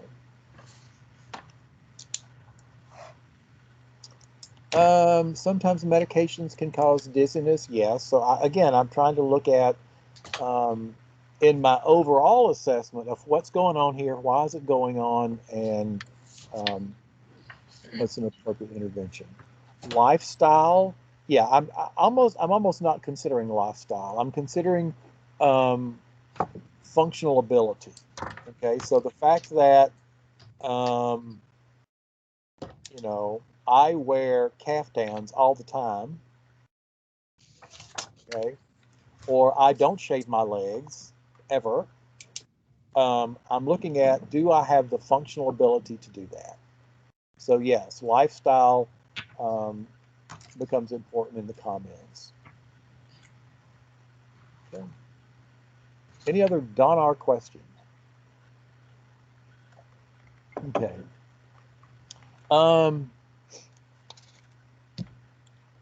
Renee, Eric is supposed to pop on in about. Tom, Yes. I'm sorry. This is Sharon. I just had a quick question. Yeah. Because I guess I don't know if anybody else is. I'm just a little confused. Okay. Let me see how I can word this. So we're trying to really get a clear picture of what their real functioning is. Yes. And I just heard you mention, medication. Okay, so we have a lot of our patients that are our clients that are on medications that make them weak, that, debilitate them in some sense.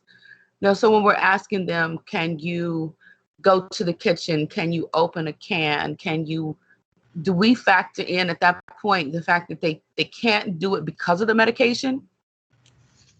Or do we say, okay, if you wasn't on this medication, you're off of it in another month or two, you can do it? I guess I'm a little confused because I understand what we're doing, the Don R, but I also understand my commitment to my clients. Sure. To make sure that they get the services that they need. Sure. So I guess maybe I'm looking too far into it, but I don't know. So I'm looking at functional impairment. Can they do it or can they not do it? Okay. If they can't do it because of some medication they're on, then they can't do it. Now, if that medication is so currently there's an impairment, right? They can't do it.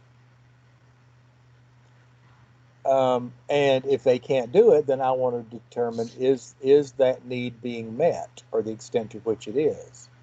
Okay. And I'm going to score that differently. Now, if they go off that medication and in 3 months they're now able to do it, then I want to reassess that person and adjust my care plan accordingly. Now, if we know that this medication is causing this situation do we also place that in our care plan as something that we can discuss to them about to encourage them to speak to their physician? Is that something that we're going to put in there as part of a goal to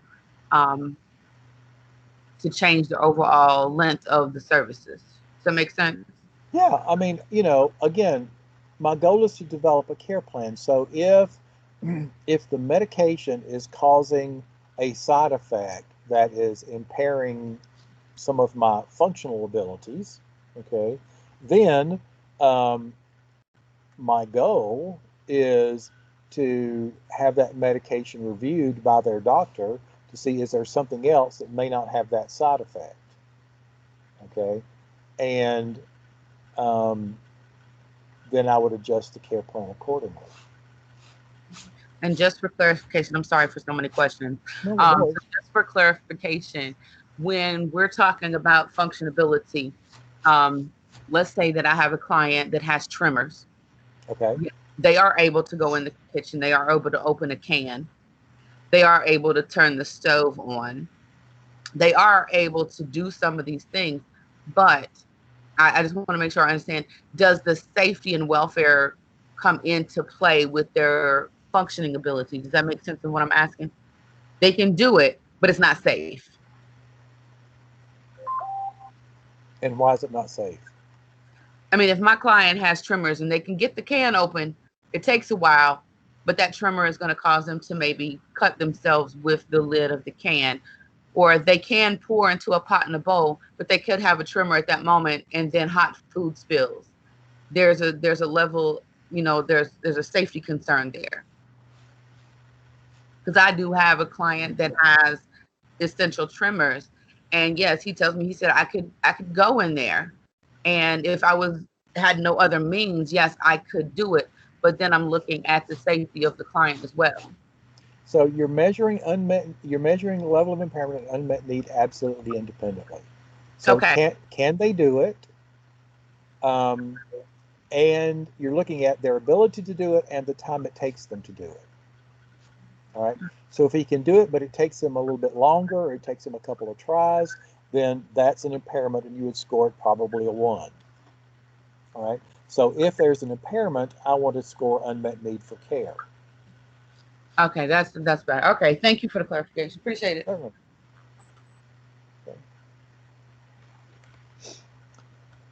Okay.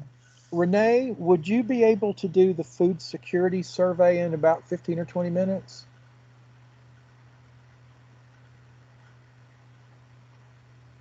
Hi, sorry, took me a second. Yes, that's fine. Okay. If you'll take your screen back, and then Eric is going to join us around 10:30, and I'm assuming he will announce himself, or he'll pop up somewhere, and we'll pick him up.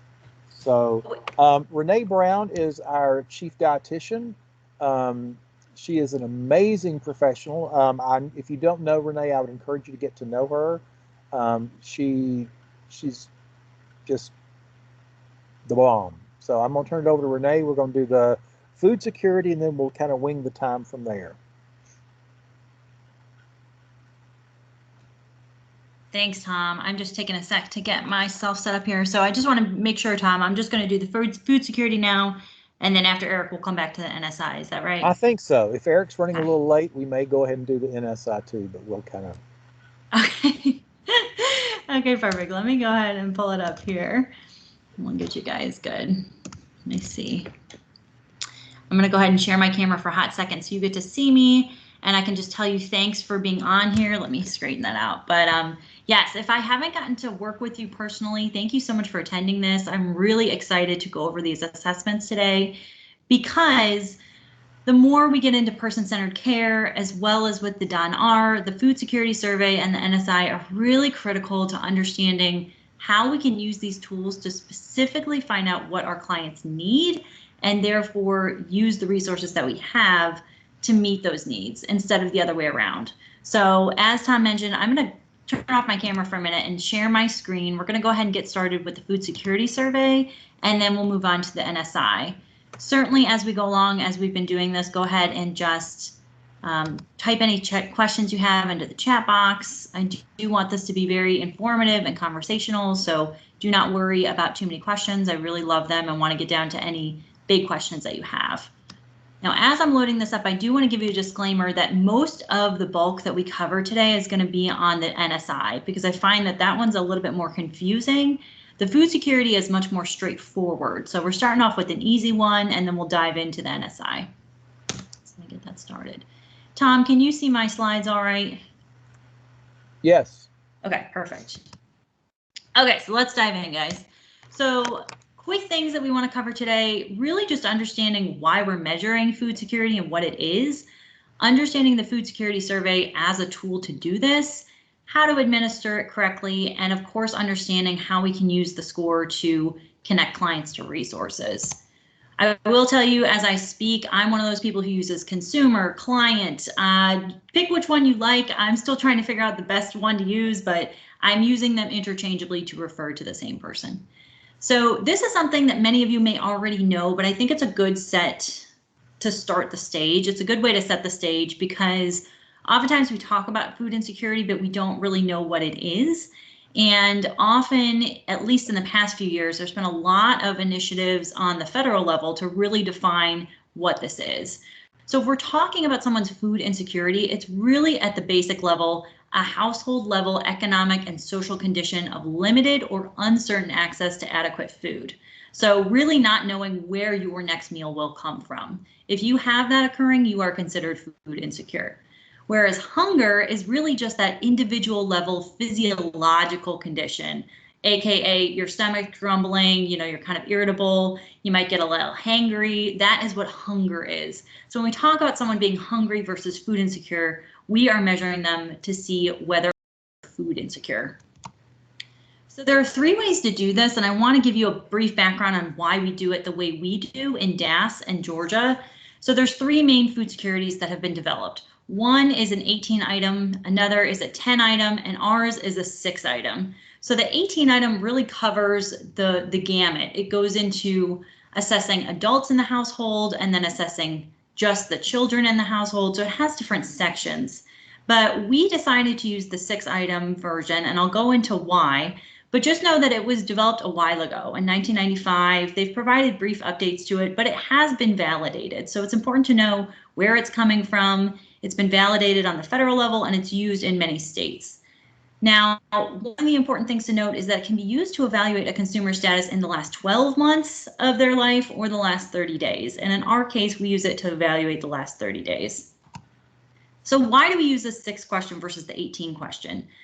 Obviously, you can imagine, it takes a little bit less time, but specifically in terms of efficacy, they did a really nice study of this, and they actually showed that the 6 item survey was reasonably high specificity, meaning it was pretty accurate.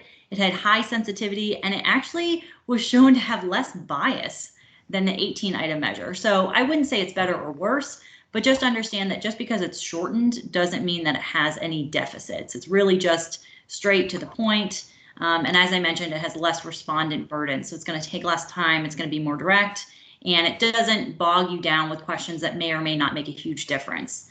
Now, of course, with this comes some caveats. It is a little bit less precise. And while I said it has higher specificity, sometimes it can be less reliable because the 18 item measure is measuring children as well as adults. So you may have an older adult who is living with children. It's not really going to assess them at that level. It's not going to ask specific questions. And because of that, it may not find the most severe range of adult food insecurity. And that's because when that occurs, children's food intake is usually reduced. Because as you can imagine, if a parent is feeling food insecure, they're most likely going to sacrifice their own meals for their child's. And that's where you get into that. But just know, really, having the 6 questions that we do tends to serve the purpose that we desire. So I wouldn't get too bogged down in that. Just know that that's why we use the 6-question version. So of course, you know this, when you're starting the food survey assessment, you might be doing it along with the nutrition screening initiative or another assessment, but always really prep the individual before you're asking them, set the stage, tell them, hey, I'm going to read you some statements. I want you to tell me whether these were often true, sometimes true, or never true. Because the way that the assessments are written is in statements. So they're not always the easiest to ask as a question. So you guys know this. I don't really want to dig into how to ask them, but I do want to give you just some insight into why they are listed in that manner. So if you see here, this is what the assessment looks like when you pull it up in the DAS data system. There are 6 questions in total, and I just wanted to show you that the first 2 questions will give you the option of often, sometimes, and never, and then the last 4 questions are either yes or no. So nothing huge to keep in mind there, but know that when you're asking questions 1 and 2, if someone answers often or sometimes, it's going to give them a score of 1, meaning it's going to add a point to their score. So even if it's often or sometimes, it doesn't really matter. They're going to get a score of 1 for that question. And we'll talk about how that scoring works, but I just want to pause there as we kind of jump into this. Are there any specific questions about what I've covered so far? Feel free to jump those in the chat box. All right, you guys see anything out there, Nikki? No, there's none in the chat. Okay, perfect. So to be honest, the food security survey is a little more direct than the nutrition screening initiative, which you'll see in a minute. It's really meant to dive in and see, are these problems present or not? But I do want you to know that when you're doing the food security survey, if an individual answers yes or often or sometimes, any kind of affirmative answer, we need to have a comment entered in that box. So let's run through them one by one and just kind of delve into what they're viewing and what they want to know.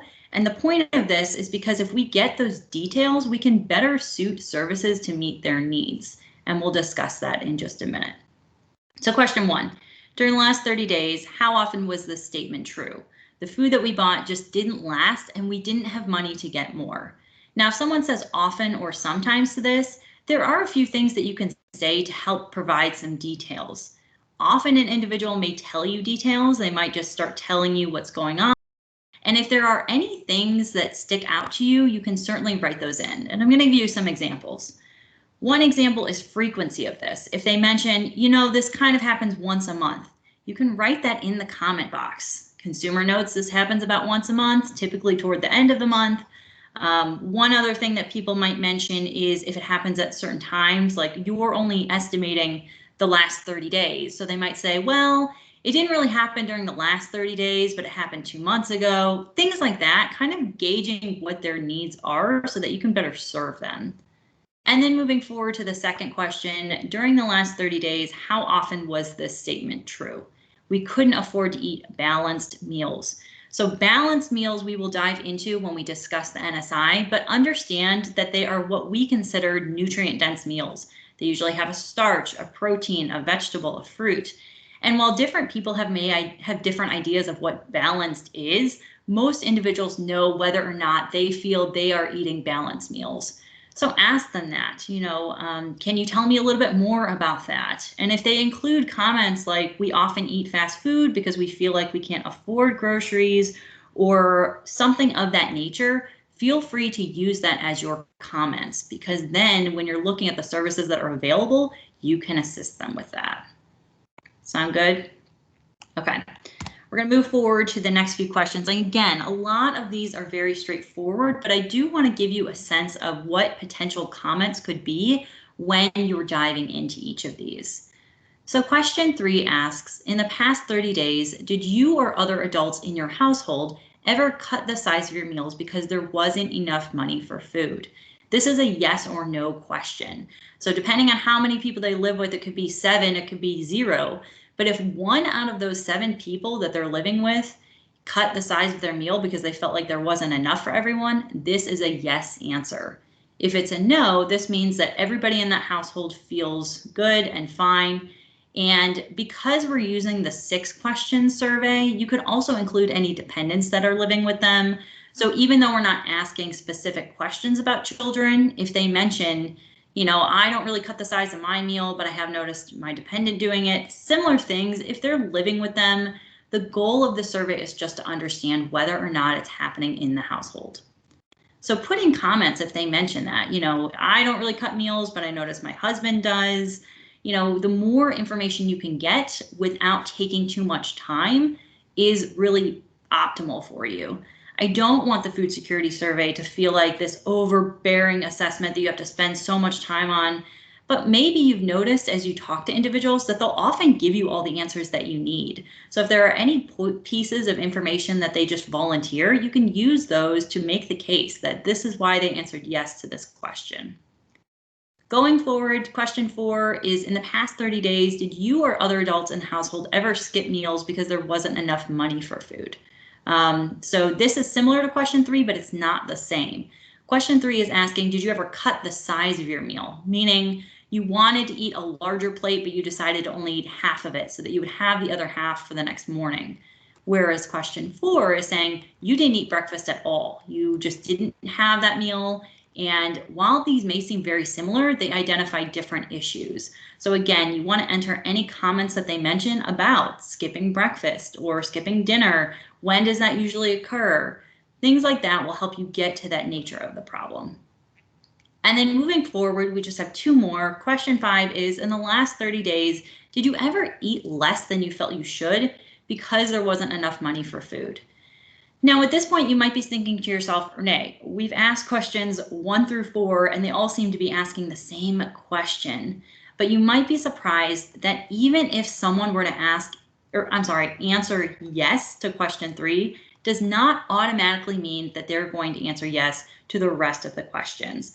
So understand that this food security survey is specifically designed to get to different facets of food insecurity. Because even though you're not cutting the size of your meals, you might be skipping a meal, or you might have eaten less than you felt like you should. So for question 5, if they do mention, yes, I have eaten less than I felt that I should because I just wasn't sure that I had enough money for food. Keep that in mind and write down any comments that they include, whether that happens at certain times of the week, or, you know, they do it for a certain reason. Maybe their husband likes to eat a little bit more, so that's why they're eating less than they think they should. Understand where that's coming from so that you can identify that issue. And then finally, question 6, in the last 30 days, were you ever hungry but didn't eat because there wasn't enough money for food? So again, you might think, this is question 5, why am I asking this again? But it's very specific. So question 5 is asking, did you eat less than you felt you should? Whereas in question 6, we're saying, were you ever hungry because you didn't eat? Were you ever hungry but didn't eat because there was not enough money? So question 5 is more of, I've eaten a little bit, but I didn't eat my full plate. Question 6 is more, I just didn't eat at all, you know, or and maybe this is ongoing. Maybe an individual only eats 1 meal a day. This is an area where you can enter comments if they mention that they're only eating snack foods once a day, or, you know, I'm starving, but I've realized that I'll just grab a can of crackers, not a can, sorry. I don't know why I said a can of crackers. I meant to say a pack of crackers or a can of soda. You know, maybe they're just drinking. Maybe they mention that they're drinking alcohol. You know, I'm not eating, but I am drinking a lot of alcohol because that really nulls my appetite.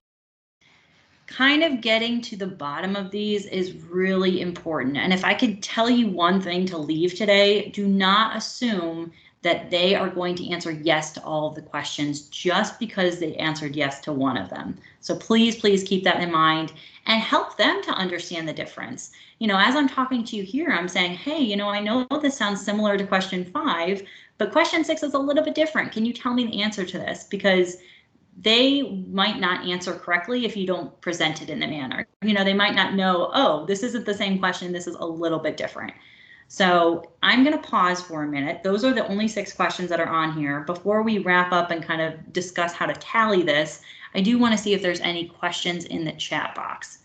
So take a minute, and you are also welcome to come off of mute if you have any questions at this point. There's no questions so far, Renee. I guess there was one comment that says, I have clients who eat once a day since that is their preference. Okay, thank you, Nikki. And that's something that we can actually get into with the NSI as well. So we'll bring that up, and thank you for asking that question.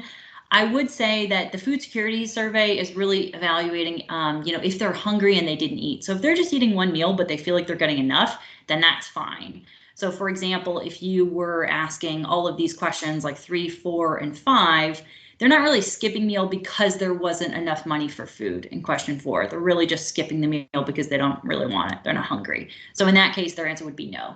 And you could put that in the comment. You could say, client eats 1 meal a day, but states that this is their normal pattern and they're not hungry for more. So I appreciate you bringing that question up, and use that as your evidence to just say, hey, this is why they're answering no, so that you can remember that later on. Okay, Tom, I'm going to keep this one pretty short, but I do want to just close out in understanding that tallying the score, when you enter it into DAS data system, it's going to automatically tally for you. So in this instance, if someone answered yes to all of the questions, they're going to get a total score of 6, and that is the maximum possible score. And I mentioned that questions 1 or 2 will ask you if it's often, sometimes, or never. And if someone says often or sometimes, 1 point will be added. So it doesn't really matter. Just know that if anything is present, they're going to get a point.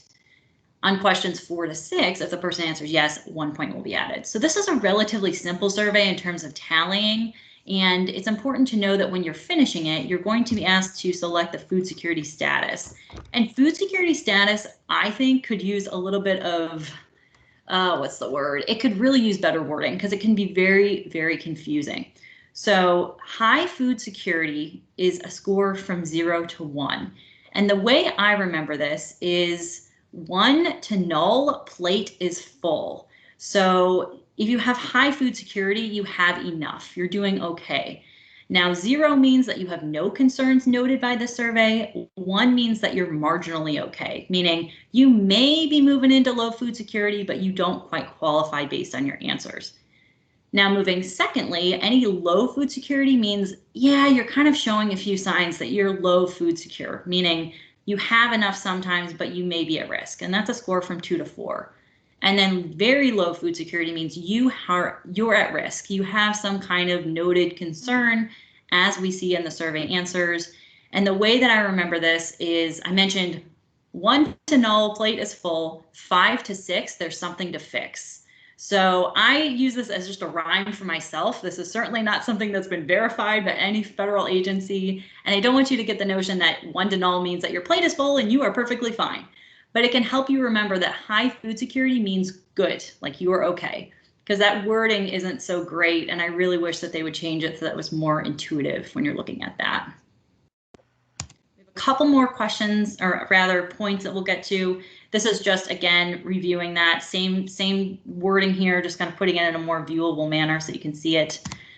And this is really where I want to round out the food security survey. I already mentioned these points, and I just want to drive them home one more time. Anytime someone answers often, sometimes, or yes, make sure you've got a comment in there, because you really do want to give yourself some evidence as to why they said yes. But perhaps most importantly, you want to know what you can do to better serve them based on their answer. And again, just because they're answering yes to one question doesn't mean that they're automatically going to do it for all of those.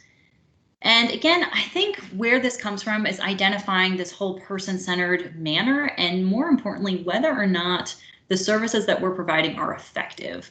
Because if you're giving someone meals and they aren't really targeted to what that client needs, it's not necessarily going to fix the issue. And ultimately, I think we all want to find what's best for our clients, and we want to make sure that we're not fixing, that's not a good answer, not a good wording, but helping them to find tools to meet the gaps that they may have. And when you're looking at the score, this is where this really comes in, understanding that based on this food security score, just go by your AAA's protocol to determine what services are available. Understanding that a meal service may not be the most appropriate option, because based on what they've told you, maybe they mentioned that they're having difficulty with making ends meet because they have high expenses of medicines or housing. So there might be a waiver program or something else out there that could alleviate that other expense, so that if they're not paying as much for housing, then they have the funds available to have food and groceries. This also goes along with SNAP enrollment, Supplemental Nutrition Assistance Program. So getting them enrolled, offering them information, do you know that this is available? And of course, other services that I've mentioned here, but know that meal services is just one of the many that you can have. So understanding this, if they can't be started on services immediately, of course, this goes through your AAA and your protocol, but understand as well that their food security survey score can be used in combination with the NSI and the DONR to determine their place on the wait list. So I don't want you to think that you're just filling it out to fill it out. It can be very useful information, and it's also going to determine where they fall on that list. So don't take it for granted, and please don't just fill it out to think, oh, I'm just checking a box, like they're going to get meals, I'm all ready to go. Really take the time to understand how it can be useful. And of course, let them know what their options are and then reassess them based on your reassessment timeline. So typically this is annually, just like our other assessments, or when a change in their status occurs. So if they note something like they've moved or you've noticed something, make sure that you're doing that whenever something comes up. Now, I do want to go over to Tom right now and kind of hand the mic back over to him. But if you have questions about this, we're also going to jump in NSI later. But if there's any specific FSS questions, feel free to type those in the chat box. And then I'm going to hand it over to you, Tom.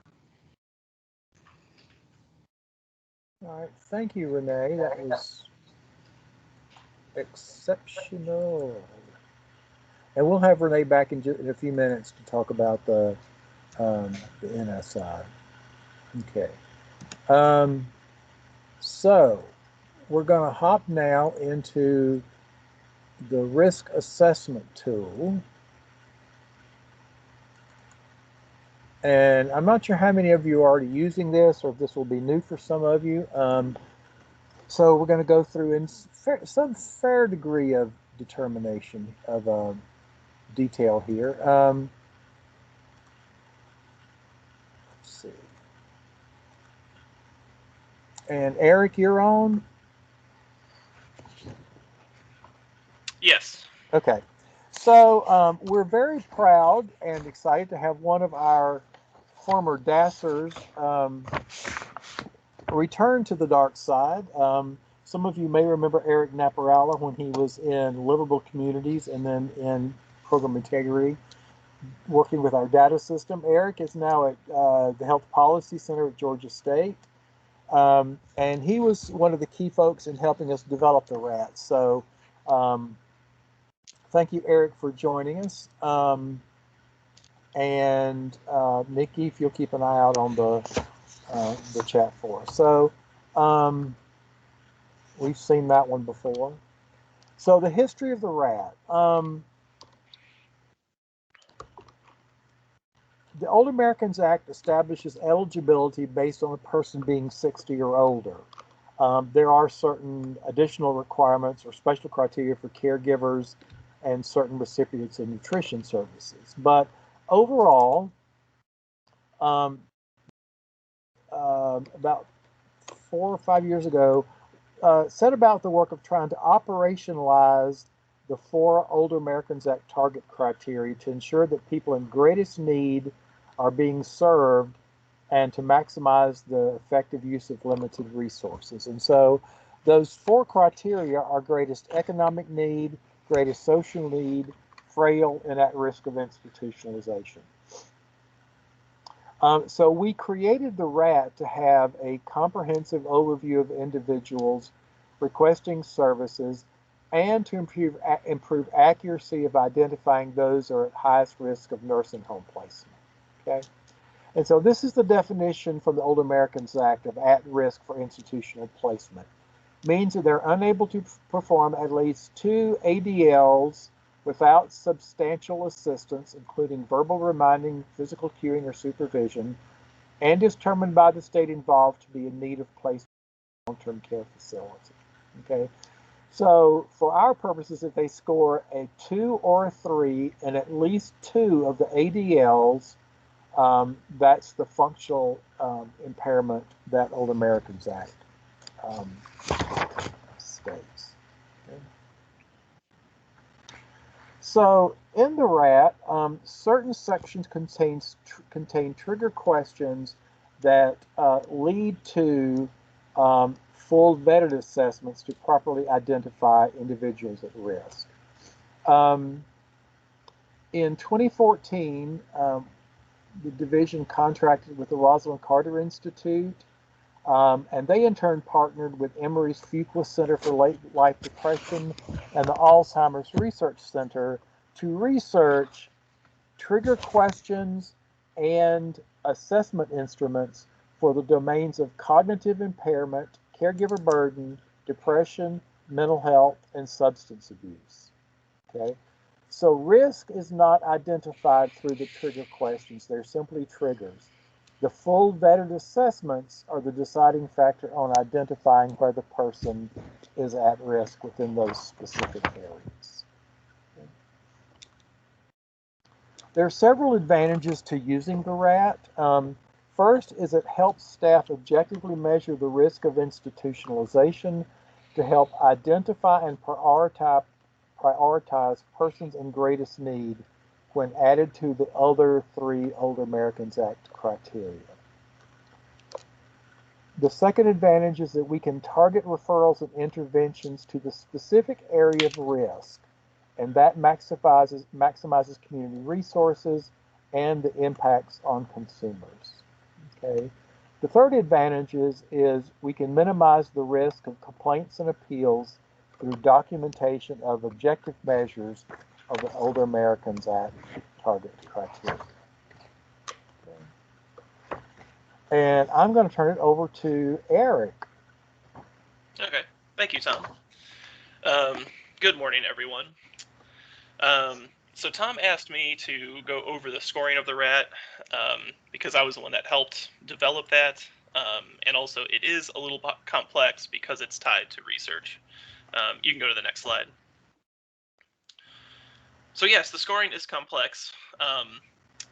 To go just a brief review over this, this is usually what I think everyone would see at the end. So you ask a slew of questions, and 2 different scores are calculated based off of the answers given, and then it's put into either core risk or additional risk. The biggest difference between these 2 score categories is core risk is tied directly to research. Additional risk is not, but we still think there may be risk of nursing home placement because of those issues. Now, because core risk is tied to research, that is where the bread and butter of this assessment lies. This is where, like, that score is what helps us make determination on how to triage clients and decide who is at higher risk than others. Additional risk, on the other hand, is meant more to be ancillary information and helping caseworkers, field workers, just anyone handling these specific clients make better decisions. You can go to the next slide. So with the core risk, and how I say it's tied to research, with how this was developed, it was kind of reverse of what you would think, because Tom, contracted with those outside entities, and also just came up with a list of what they thought could potentially impact nursing home placement. And then he came to me and Chevis Yeoman, if you remember that name, and asked, what does research say about all of these different topics?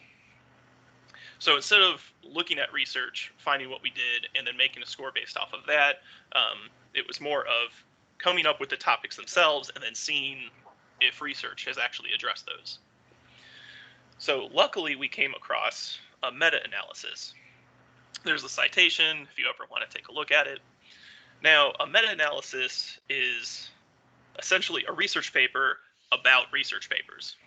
So instead of one specific study that looks at, this one population, let's say about nursing home placement, and finds certain results, a meta-analysis is after numerous studies are done on a topic, we'll look at all the research that's out there, put that together, and then see if there are,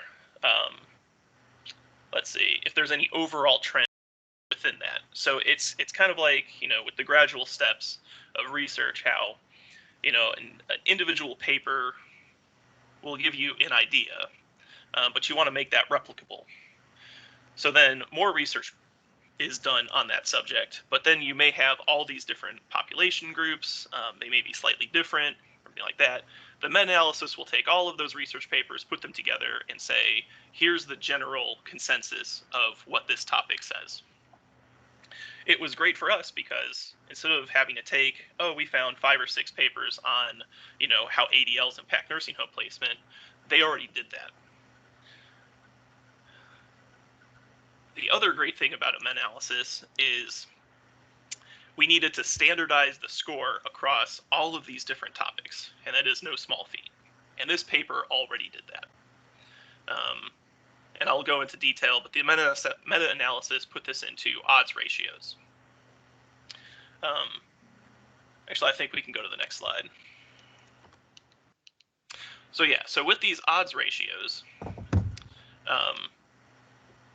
we're able to see the risk of nursing home placement compared to groups that don't have those certain topics. So really all you need to know on odds ratios, so the definition of association between an exposure and an outcome. So this ratio represents the odds that an outcome will occur given a particular exposure compared to the odds of the outcome occurring in the absence of that exposure. So what that means is, let's say, the first example that I have there is the ADL dependencies. Let's say 3 or more ADL dependencies versus those that don't have ADL dependencies. So those are the 2 groups that you look at, and that odds ratio is going to tell you the odds that that group that has the 3 or more ADL dependencies, how much more at risk they are of nursing home placement than those that don't have those ADL dependencies. And that's exactly what we're looking for. Now, the scoring of this, if you look at an odds ratio, if it's 1, it means that there is, that exposure doesn't affect the odds of the outcome. So it means it's a 1-to-1 ratio for all you gambling people out there. If it's over 1, that means that there are higher odds of the outcome. If there's less than 1, it means there's lower odds, or they also call it protective. So with the higher odds, for example, I mentioned the 3 or more ADL dependencies. I think that was like 3.2 or something like that odds ratio. That means they were 3.2 times more likely to enter a nursing home than those that had no ADL dependencies. Another great thing about all of these different factors being in this systematic measure is that we're able to compare. So, it's not just 3 or more dependencies versus 0. Someone could have a dependency in 1 or 2.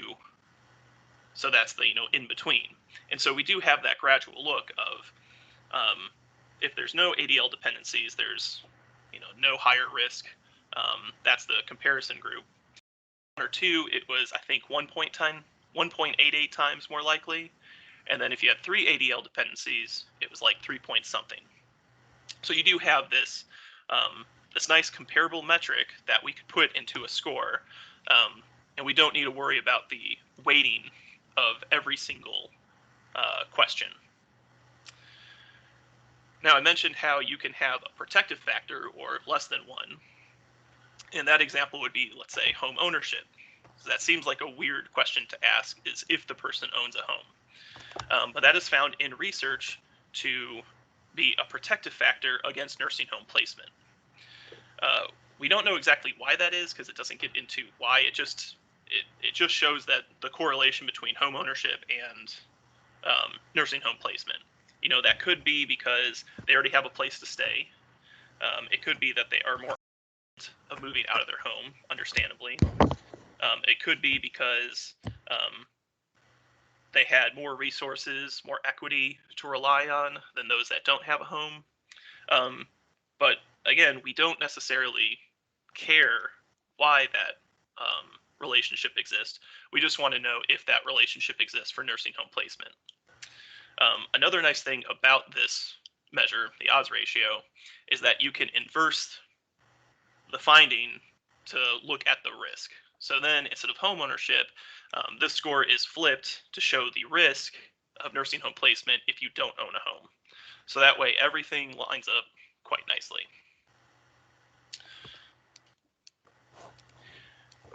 So now that's core risk and the paper that we use and the research behind it. Now with additional risk, these were factors that Tom and his team thought might affect nursing home placement, but we could neither confirm nor deny whether or not they had any link to nursing home placement. If we did find a topic, I can't think of any examples because it's been so long, but if we did find a topic in research that said there's absolutely no association of this factor and entering a nursing home, we removed that topic because we said it's been studied, it says that there is an association, so we don't need to ask that.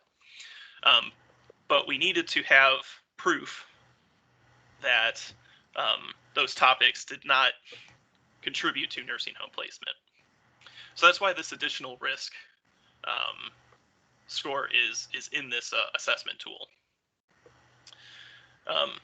Now, while core risk gives you the best understanding of who is at higher risk of institutional placement, the additional risk is meant more for just, as I said, ancillary information to break ties if they have the same scoring, or just additional information for the caseworker to understand about the client. This again, it doesn't go directly to the official scoring of it, but they're good topics to know. Next slide. Now, with that being said, this was not meant to be the final draft of the scoring or the document itself. It was meant to be a living document. We knew the scoring was complex. We didn't want it to be that way, but we just didn't feel comfortable with removing other items. But we did want to simplify over time.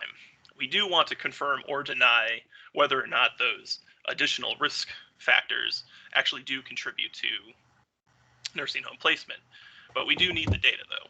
We need the questions to be answered, and then we need to see over time if those outcomes occur, if that person enters a nursing home or if they don't.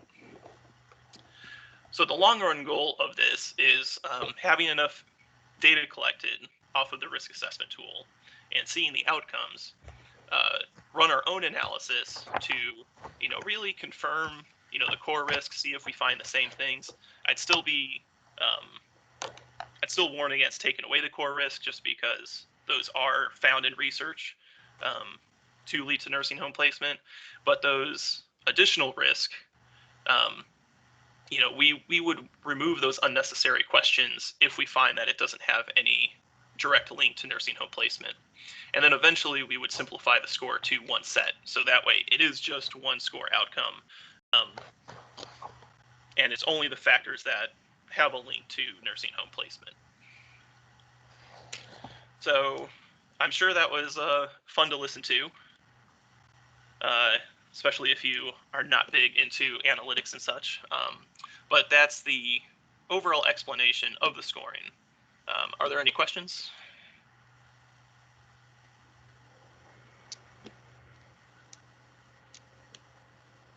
Okay, sounds like I explained it perfectly. All right, thanks, Eric. And Eric's going to stick around for a minute in case there are some questions or I botched something royally.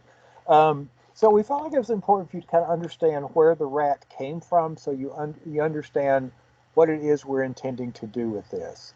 And so, as a result of the research that Eric and Chevis and their team did, and some input from the case management redesign team around domains that they found in practice that factored into nursing home placement, we came up with the different sections of the rat, and we'll go through each one individually. And again, if you have questions, please raise your hand or type them into the chat.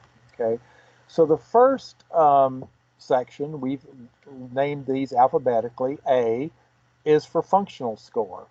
And so this section documents the functional status of the individual based on the most recent DONR. So if you're in the data system and go to a client record, go to the assessments tab, you'll see the risk assessment tool in there.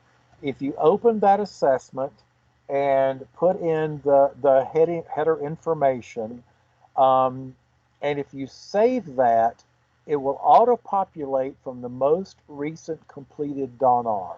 Okay, so it's going to auto-populate the section based on what was previously done. So older adults that have impairments in 1 or 2 of the ADL domains will score 1.88. And if they have impairments in 3 or more, they'll receive a score of 3.25. And the scoring is not necessarily important, other than, as Eric said, to understand the odds. So if I'm impaired in 1 or 2 ADLs, I have a 1.88 times, I'm at 1.88 times more risk of nursing home placement than someone who is not impaired in 1 or 2 ADLs. And the same with the 3.25 for the 3 or more ADLs. Okay, so ADL impairment is fairly highly correlated with nursing home placement. Okay, section B is unmet need for care, and again, this is automatically going to populate from the most recent saved DONR. There's a lack of research detailing a direct correlation between unmet need for care and placement, but we felt like this topic is crucial for us to understand how the DONR is scored. And this is why we've placed emphasis on the unmet need, because that has to do with my ability to acquire the assistance that I need to help me live independently. Okay. Also, Section A doesn't tell whether the person has help with those functional impairments, but we do think it's important to help identify whether there's an unmet need. So this will, Section B will tell us that. Okay.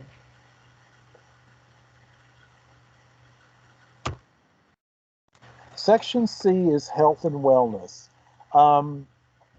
This section helps staff understand the individual health and wellness situation. This section concerns primary care physician and emergency room utilization. And while those have no basis in research, they do help complete the assessment of the individual. So question 3 concerning the management of chronic conditions originates from field practice, but again is not tied to research. However, the question about prior nursing home placement is rooted in research and is found to be highly predictive. So if you have a prior nursing home admission, you have a 3.47 odds ratio of, again, entering a nursing. Section D is hospital use. Hospitalization within the past year is correlated slightly increased risk of 1.19. And so any unplanned visit will contribute to this risk score. There's a question in Section D that concerns rehospitalizations within the past 30 days for the same condition. And this question can be used to help refer persons to hospital care transitions program in your area. Section E is risk of falls. And we had talked about that this can be a contributing factor to some of the essential components in the DONR, but this section will actually help you identify risk, okay? Falls risk was reported as a hazard ratio, but it's a small difference. However, falling has significant implications for persons' ability to remain in the home. Okay, so we've selected the Stay Independent brochure from the Steady Toolkit at the CDC as the follow-up protocols for this one. Okay, and I'm going to take a slight detour here for just a minute. Hey, Tom, there's a question in the chat. Yes. It says, does Section C or D include rehab stays?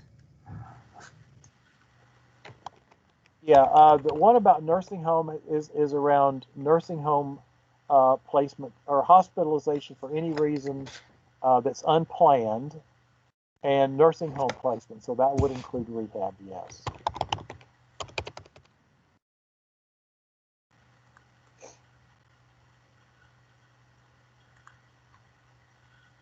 So in the data system, I'm going to pull up the little rat here so you can kind of see it as we go along.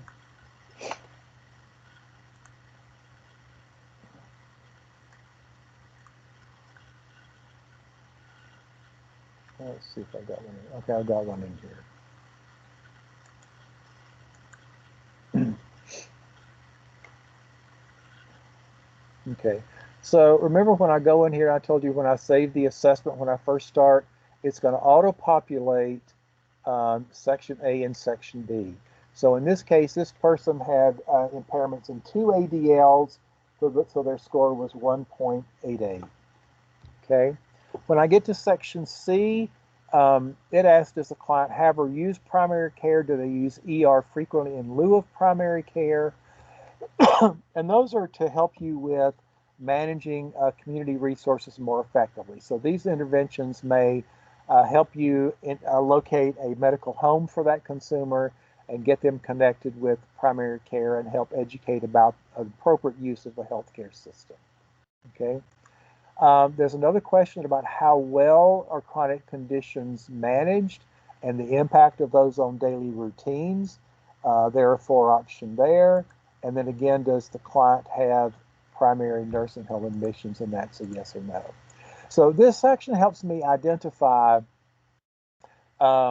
resources that may be helpful to these persons. Again, so improved access to community health systems, and perhaps chronic disease management programs for question 3.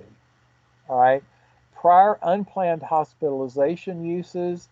Again, if I select no, I get a 1, which means there's no research. And if I collect 1 or more, it's a slightly elevated risk. And so I would type in here my correspondence about what type of hospital use and those kinds of things. Okay. And again, if I have nursing home admissions, if I change yes, that score automatically changes. Okay. There's a comment section at the bottom. Some of them have comment sections, but otherwise you can use the bottom score. Okay. Risk of falls. These 3 questions are the trigger questions from the CDC website. Okay. So, I'm sorry, in Chrome this thing bounces around a lot.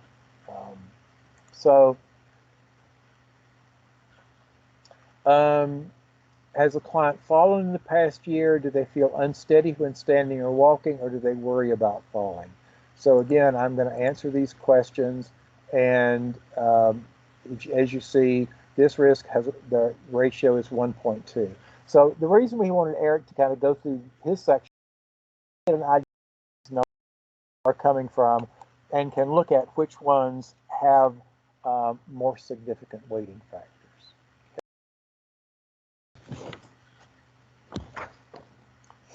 Section F is on cognitive impairment. Cognitive Cognitive impairment is a strong predictor of nursing home placement. The weighting here is a 2.54.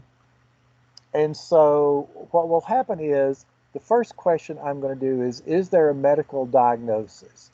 So this is that a medical professional has given them a diagnosis of early stage Alzheimer's, frontotemporal dementia, something like that.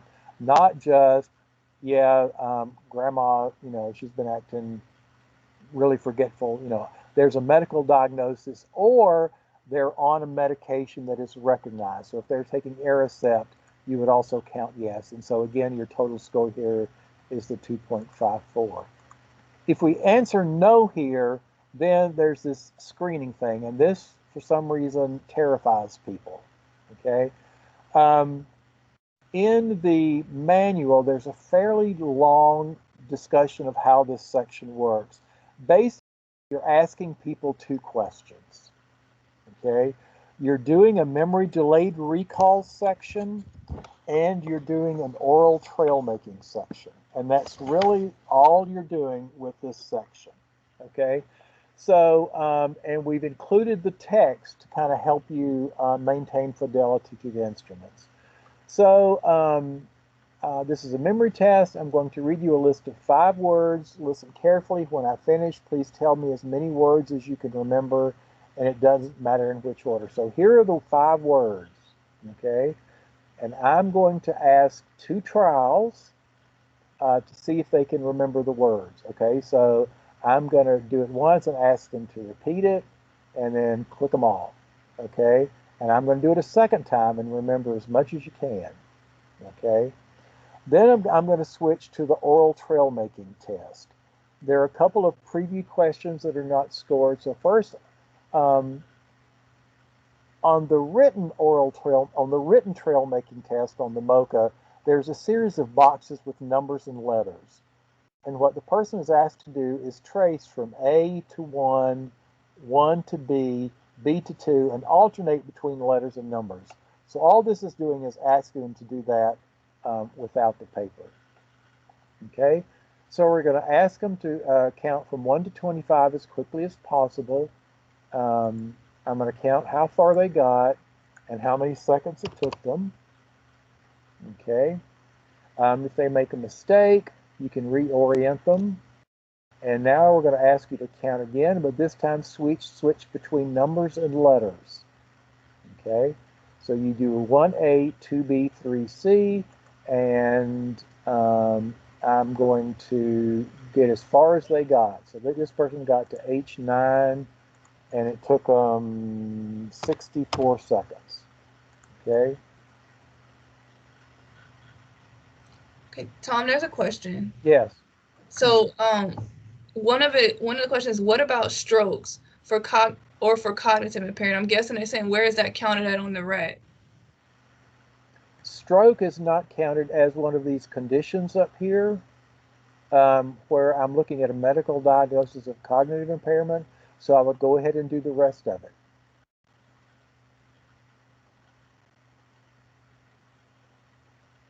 Okay, she said thanks. Okay. So then I'm going to go back and ask if how many words they can remember. Okay, so they remembered. Oh, I hate this thing. Sorry. They remembered 2 of the words. Okay, and then so they remembered 3. And so what it's going to do is it's going to give me a total section. Okay, this person scored a 2.54, and so if you look down here at the directions, it shows that there's possible cognitive impairments. And so what I want to do is that I'm going to go do the MOCA with this person. Okay, and again, each of these are tied to vetted assessments. So if I'm looking at the falls risk, I'm going to do the STEADY assessment, and all of these are in the data system. Okay, and so for cognitive impairment,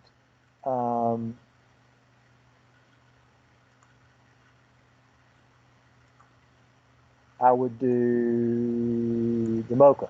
Okay. Now there's also a MoCA blind version for people who are visually impaired or to be used over the telephone.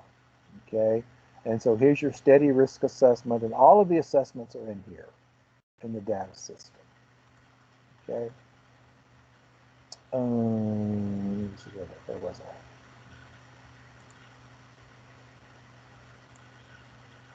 I? Yikes.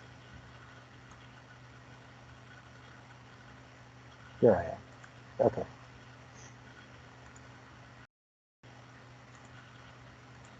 All right.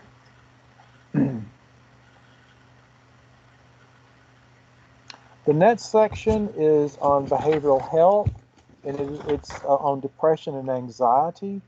These were not found within the research that Eric mentioned, but field staff did feel that these were important domains. So these will not count in the core risk score, but will show up in the other risks. And so this section has two subsets.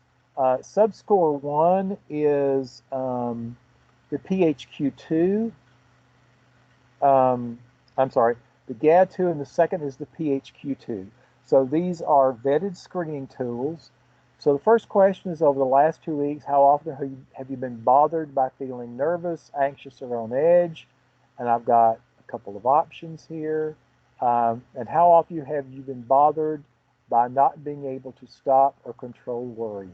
Okay, and this has to do with anxiety. Okay, so if I score in that section several days or 2 or more, then I want to go and look at the GAD-7, the full battery. Okay, how often I've been bothered by little interest or pleasure in doing things. And how often have I been bothered by feeling down, depressed, or hopeless? Okay, so again, I'm going to plug these in, and based on the results, then I'm going to go do the GAD-7. Okay. The other value to having these different specialized assessments is that all of these are vetted, well-researched, and generally recognized as reliable tools in the field. So most medical professionals are going to understand what the PHQ-9 and the GAD-7 and the MoCA are. Okay. Section 8.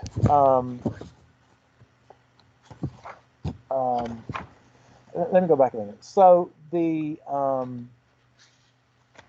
one of the reasons that I want to look at depression and anxiety is the extent to which this impairs their ability to manage their ADLs and non-ADLs. So, for example, if I can't do housework and laundry and those kind of things because I'm just so depressed I can't get up off the couch, then a homemaker is not necessarily going to be a reasonable long-term intervention. Okay, so I may want to look at addressing the root cause of some of that behavior, which may be the depression. Okay, and so this gives me ideas about where that risk is coming from, what type of risk, and the severity of it. Okay. Section 8 is caregiver burden. Caregiver burden has shown to be predictive of nursing home placement, but it can be hard to identify the types of burdens causing caregiver burnout. So this one is a very important screening tool. So the first thing is our caregiver present? If no, go on to the next section. If there is, then I'm going to ask this intention to place question. And that says, gives your relative's current condition, would you consider placing him in a different type of care setting? Okay. And I have 4 options. If they say I definitely would or probably would, my intervention takes a different turn. Okay. Because my goal then is not to necessarily talk them out of placing their loved one or providing resources to keep them from placing their loved one, but it becomes one of more helping them to transition to different levels of care. Okay, Now, if they say they probably would, then I may have a conversation about, is there something that might help, reduce that risk. But if it's definitely not or probably not, then I want to go on with the rest of it. Okay? So, for the sake of argument, we're going to say probably not. Okay? The next set of questions are from the Zaret Burden interview. It asks 4 questions.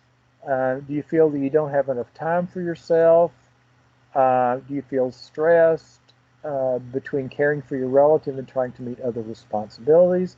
And again, my choices are never, rarely, sometimes, quite frequently, and nearly always. Okay, so this one is sometimes. Do you feel strange when you are around your relative? And do you feel certain about what to do about your relative? Okay, and then I'm going to score this appropriately. Okay, so score of 1. If the score here is 0, then there's no real burden indicated unless you get a different indication from conversation. If the score is 1, then you want to go do the Bacchus, and David will talk about it in more detail later. Okay. Intention to place in that section is indicative of problem behaviors, stress burden among spouses, and relationship burden among adult children, all of which helps you understand the caregiving role and help identify through this and the Bacchus effective interventions. The next thing is substance abuse. This again was not conclusively found to be predictive of nursing home placement and is not counted in the risk score. But with the growing number of older adults and the issues relating to substance abuse, and we expanded this beyond just drinking. And so these 4 screening questions, along with the NSI question, will help you identify whether there is an issue with substance abuse that may be used. And CAGE comes from the acronyms for C is for cut down, A is for annoyed, G is for guilty, and E is an eye opener. Okay, so fun little fact. Okay. Risk of abuse and neglect is, again, not a predictor. We had hoped that this would auto-populate from other parts of the data system, but because of right to know information, we couldn't do that. So really what we're going to be looking at then is, do they have an open APS case that you know of, or was there a recent APS case open that you know of? And then you can type in the details. Okay. Social support in and of itself is not necessarily a predictor, although marital status does have a prediction. Okay. Does the client live alone? There's there's a slightly predictive, higher predictive. This also factors into greatest social need in the Old Americans Act target criteria. Is the client married? And again, if I'm single, married, so married has a lower predictive rate than not being married. And do they have a person to contact when they need help? This helps you look at, start to identify their support system and who is in it and who they would look at for help. There's one about environmental risk. Are there concerns about the conditions of their environment, their safety in the environment, any lack of primary systems such as water, heating, those kinds of things, and does the client own their own home? Okay. And so again, there's an inverse ratio with that question. This can help you identify, again, interventions. So If there are issues with any of the systems, or there are holes in the roof or holes in the floor, those become risks that could jeopardize, at least from practical experience, risk. And so you want to account for those in your service plan. Okay. Access to services. Do they have access to transportation? Live in a rural area? Are there any concerns about the safety of the neighborhood? And do they have access to income and or resources? Okay. And the last is demographic information. And this is going to auto-populate from the demographics section of the client record. Okay.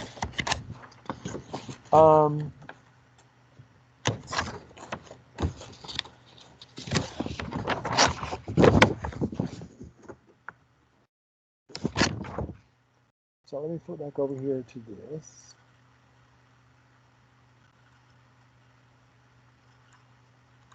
Okay. So the last thing you're going to come to is the section that Eric talked about before, which is core risk versus additional risk. And this one is going to automatically total what you get. So it's going to sort of triage clients into low risk, moderate risk, or high risk, but it's also going to tell me which domains are creating that risk, so I can target interventions toward those specific areas. Okay. I want to be very clear.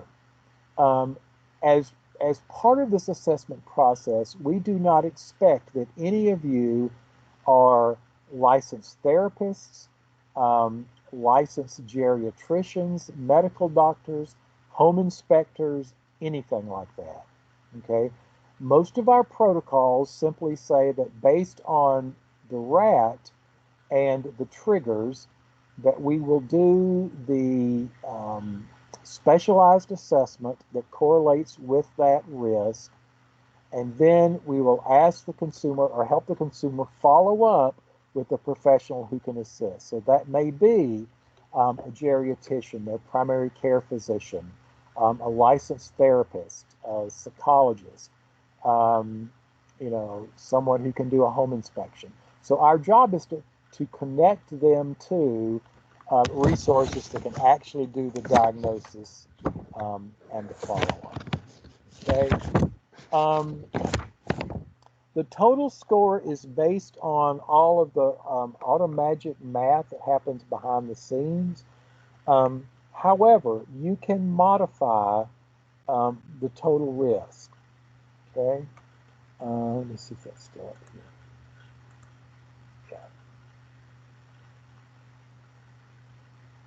So now when I get down to the bottom, this 13.52 falls in the moderate category, this 2 falls in the low category, and the 16.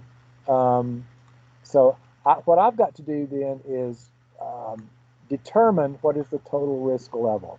And we left this up to you to use your professional judgment. Okay, so I'm moderate risk here. If there's a discrepancy, I usually go with the higher of the two. It's possible that based on which domains these are, if, for example, cognitive impairment is one of the highest, number of ADLs is fairly high, and cognitive impairment is fairly high. So if I have all of 3 of those that are at high risk, I may bump this up to a high risk level. Okay, so you have the option of doing that based on your judgment and your interaction with the client. If you do that, you must put a comment in the notes section explaining why you did that. Okay, but we do want you to use your discretion. Hey Tom, there's a question. Yes. Should the RAT primarily or always be used when assessing a client's risk for nursing home placement? I would. In fact, if I'm doing the comprehensive case management, I would make it a practice to do the RAT, simply because it helps me look at risk and where that risk is coming from. And then she wants to know, She said, is that what it's only used for though? What else should it be used for? So again, for it's used primarily to do two things. One is it helps me document compliance with Older Americans Act criteria. Okay, so it helps me determine priority for services.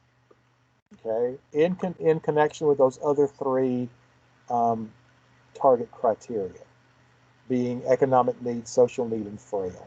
Okay, from a case management perspective, it's me identify where I need to start with a care plan. Okay, again, I've got an idea of the DONR is going to give me some information about their functional ability. Okay, the NSI and food security are going to give me information about their nutritional risk and their food insecurity risk. This is going to give me some information about a variety of other risk areas, such as falling, caregiver burden, cognitive impairment, all those kinds of things. Okay, so this is part of sort of a comprehensive assessment to help me figure out what interventions are going to be the most appropriate and the most effective. Now, the other thing I will say is the RAT is not required in every AAA. So if your AAA currently doesn't require it, then it's not required. Okay. However, if you are doing comprehensive case management as opposed to the brokering style of case management, I encourage you to use it. I can't make you do it because that's a decision at your AAA, but I encourage it.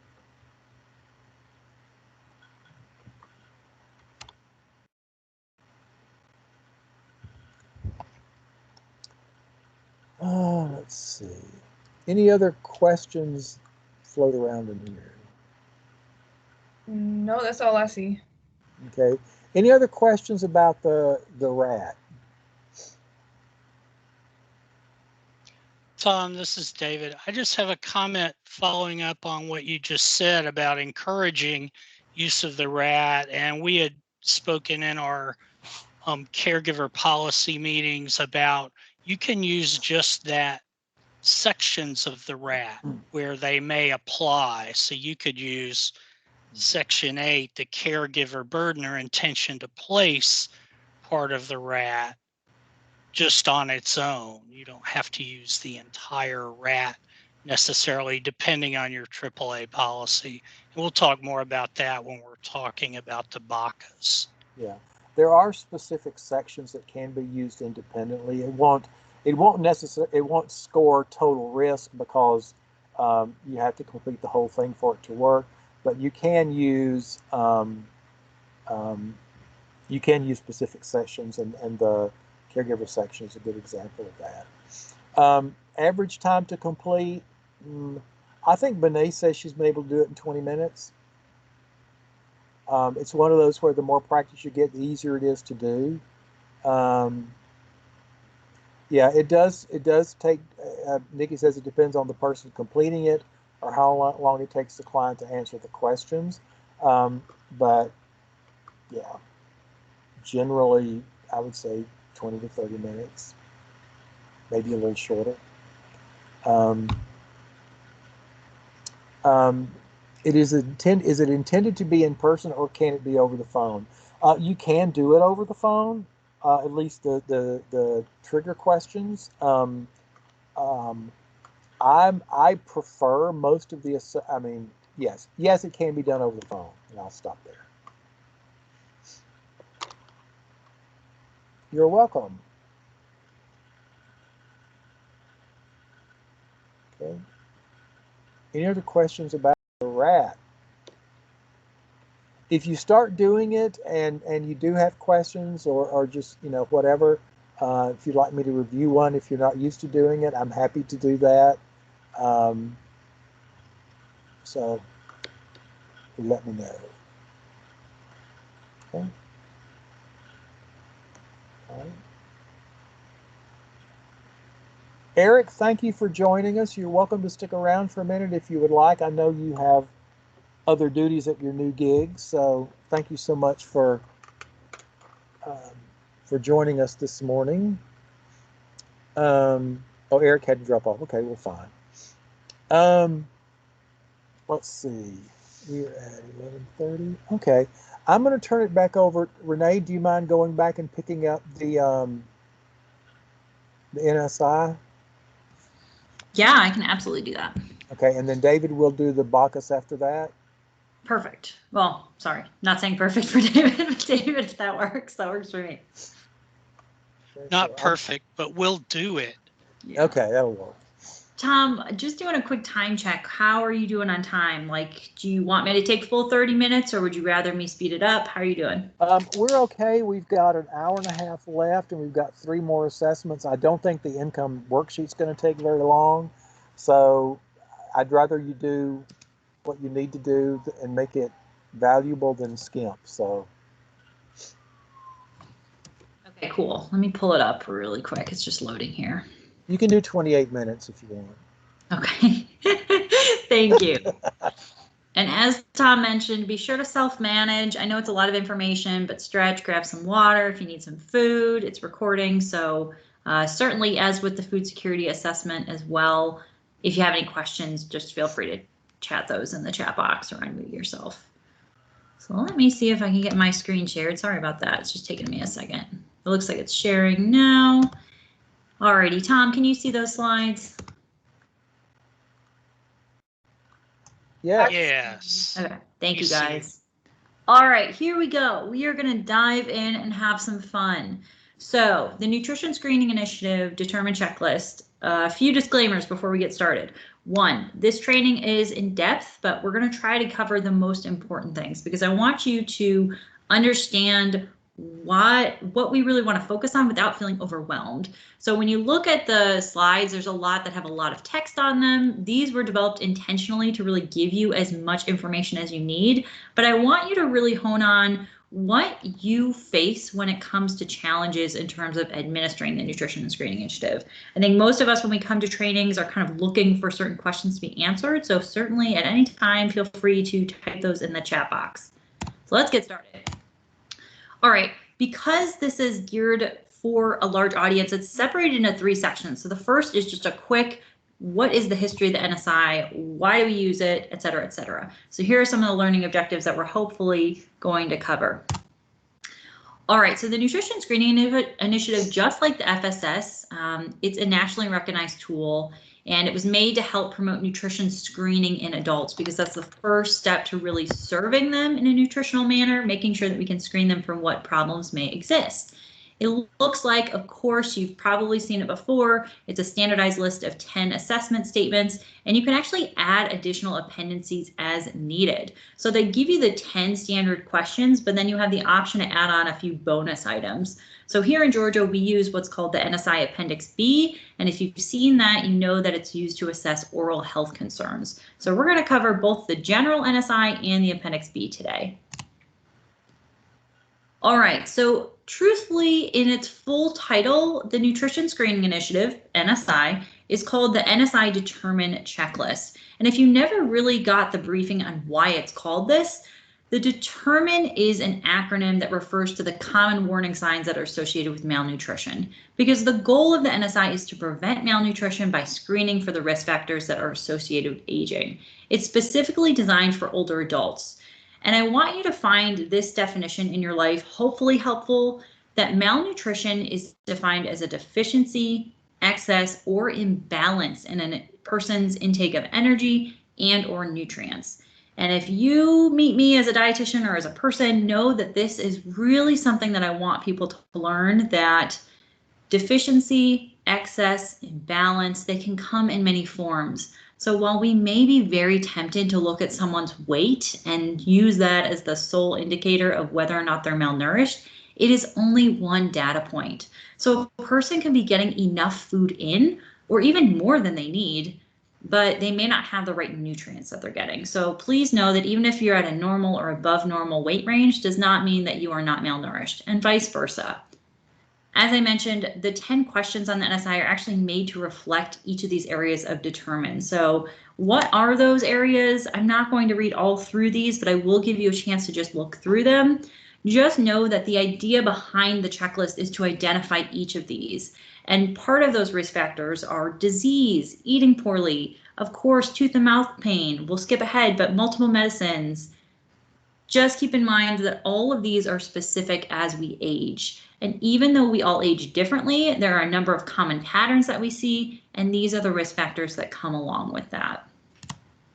So who can use the NSI? I love that Tom mentioned when you're covering the RAT that we don't expect you to be therapists. We don't expect you to be MDs. Anybody can use the NSI. It's just a screening tool. So as long as you're trained on it, you are welcome to use it. You do not have to be a registered dietitian or a physician. But most importantly, individuals with high NSI scores can then be referred to medical professionals. So if you feel like someone really does need that additional assistance, they can be referred.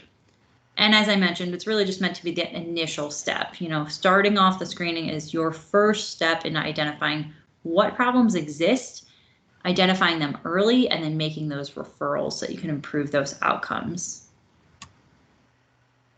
Now, I mentioned in the traditional NSI, it's 10 statements, but they're kind of awkward. You can ask them as questions, and we will get into what those each look like. Know as you go through the assessment, they actually have different point values depending on the question. So unlike the food security survey, where every point was worth just 1 point, which was really nice, every question was 1 point, on this, they actually have variances. And I don't want you to worry about those, but just understand that as you're scoring them, they have different scores. If an individual answers yes to a question, the value of that question is then added to their score, and a maximum amount of points is 21. In our case, anyone who has a score of 6 or higher is considered high nutrition risk. So you can see here that out of 6 out of 21, that doesn't seem like many points, but if you cross that threshold, you're actually in the high nutrition risk area. And here is just shown those levels of risk that you see.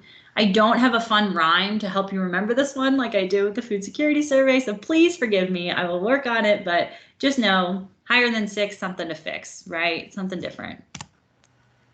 All right, so I mentioned that there are different point values. You do not need to know these by heart. I just want to show them to you here so that you're aware of why some may count more than others. This is just developed as the national tool. We did not come up with this. I will note though, take a look on your screen at question 3. On the traditional NSI, question 3 is paired together. So the original question was, I eat few fruits, vegetables, and or dairy products. And here in Georgia, we decided to separate those because for us, it's important to know what you're getting in because certain nutrients are associated with those. So fruits and vegetables are kept together because you're going to find the same nutrients in those items. Your potassium, your fiber, your micronutrients. Same with dairy and milk. Those are grouped together because that's where your vitamin D and your calcium are in. So we want to make that specification. And if someone answers yes to either 3A or 3B, they're going to get the full 2 points for that question. So I can dive into that a little bit further, but just know that that's a difference that exists in Georgia that is not on the national scale. All right, that was section 1, pretty brief. Hey, this is the history. This is why we use it. I'm going to pause. I'm going to see if there's any questions in the chat box. Anything that you see over there, Nikki? No questions so far, Renee. Awesome. Okay, cool. We're just going to keep rolling right through. So here we go. So we're going to go into administering the NSI. How do we actually use it and use it correctly? Because when you're using the NSI, I know it might be tempting to think, I've done this for years. I know how to do it, but there might be something that you've never really considered, or perhaps will give you a new facet of looking at it. So I do encourage you to find some things that we'll go over. Now, I want you to understand how to begin it, going through each of the individual questions, and then perhaps most importantly, how to refer patients to services based on their NSI score. So this is really self-explanatory, but of course you can do the NSI over the phone or in person. Always make sure that you let them know that you will be asking them some questions. Sometimes we'll pair it with the DONR and the FSS, but just let them know, hey, this is a tool that we're using to assess your risk of malnutrition or something like that. Especially when you're over the phone, it can be a very scary thing to do when you're asking these questions. Really be calm, inviting tone. as much as you can get them to be honest with you is the better, you know, because you're going to find the more they feel comfortable in telling you the honest answers, the better you're going to be able to connect them to services. So you know this, but I'm just kind of setting the stage today so that we know as we go forward. Other than that, we're going to go through each of the individual questions and really dive into what things you might get hung up on. Question 1. Do you have an illness or condition that made you change the kind and or amount of food you eat? Now, in these questions, what I've done is I've identified a few follow-up questions that you can ask someone, because someone may say yes or no to each of these questions, but that doesn't really give you a good idea of what's wrong or what you might be able to use to connect them to something. So while these follow-up questions are not required, I do encourage you to use them. And if you don't remember each of these, you can always ask a person, can you tell me more about that? And in doing that, that's going to give you some information to work off of. So for this question, I might ask them, okay, you said yes to this question. What conditions are these?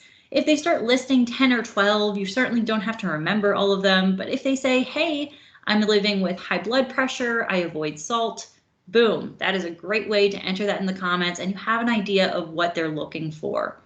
Again, you want to know how these conditions affect their eating.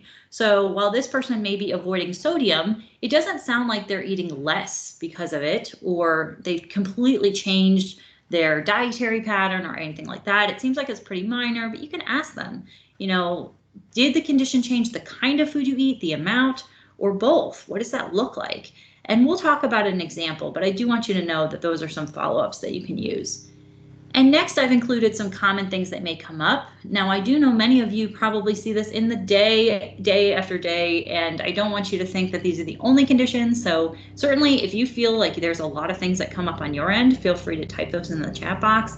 These are some things that I've seen, and there's a huge plane going over my house right now. So sorry, let's just take a minute for that to pass.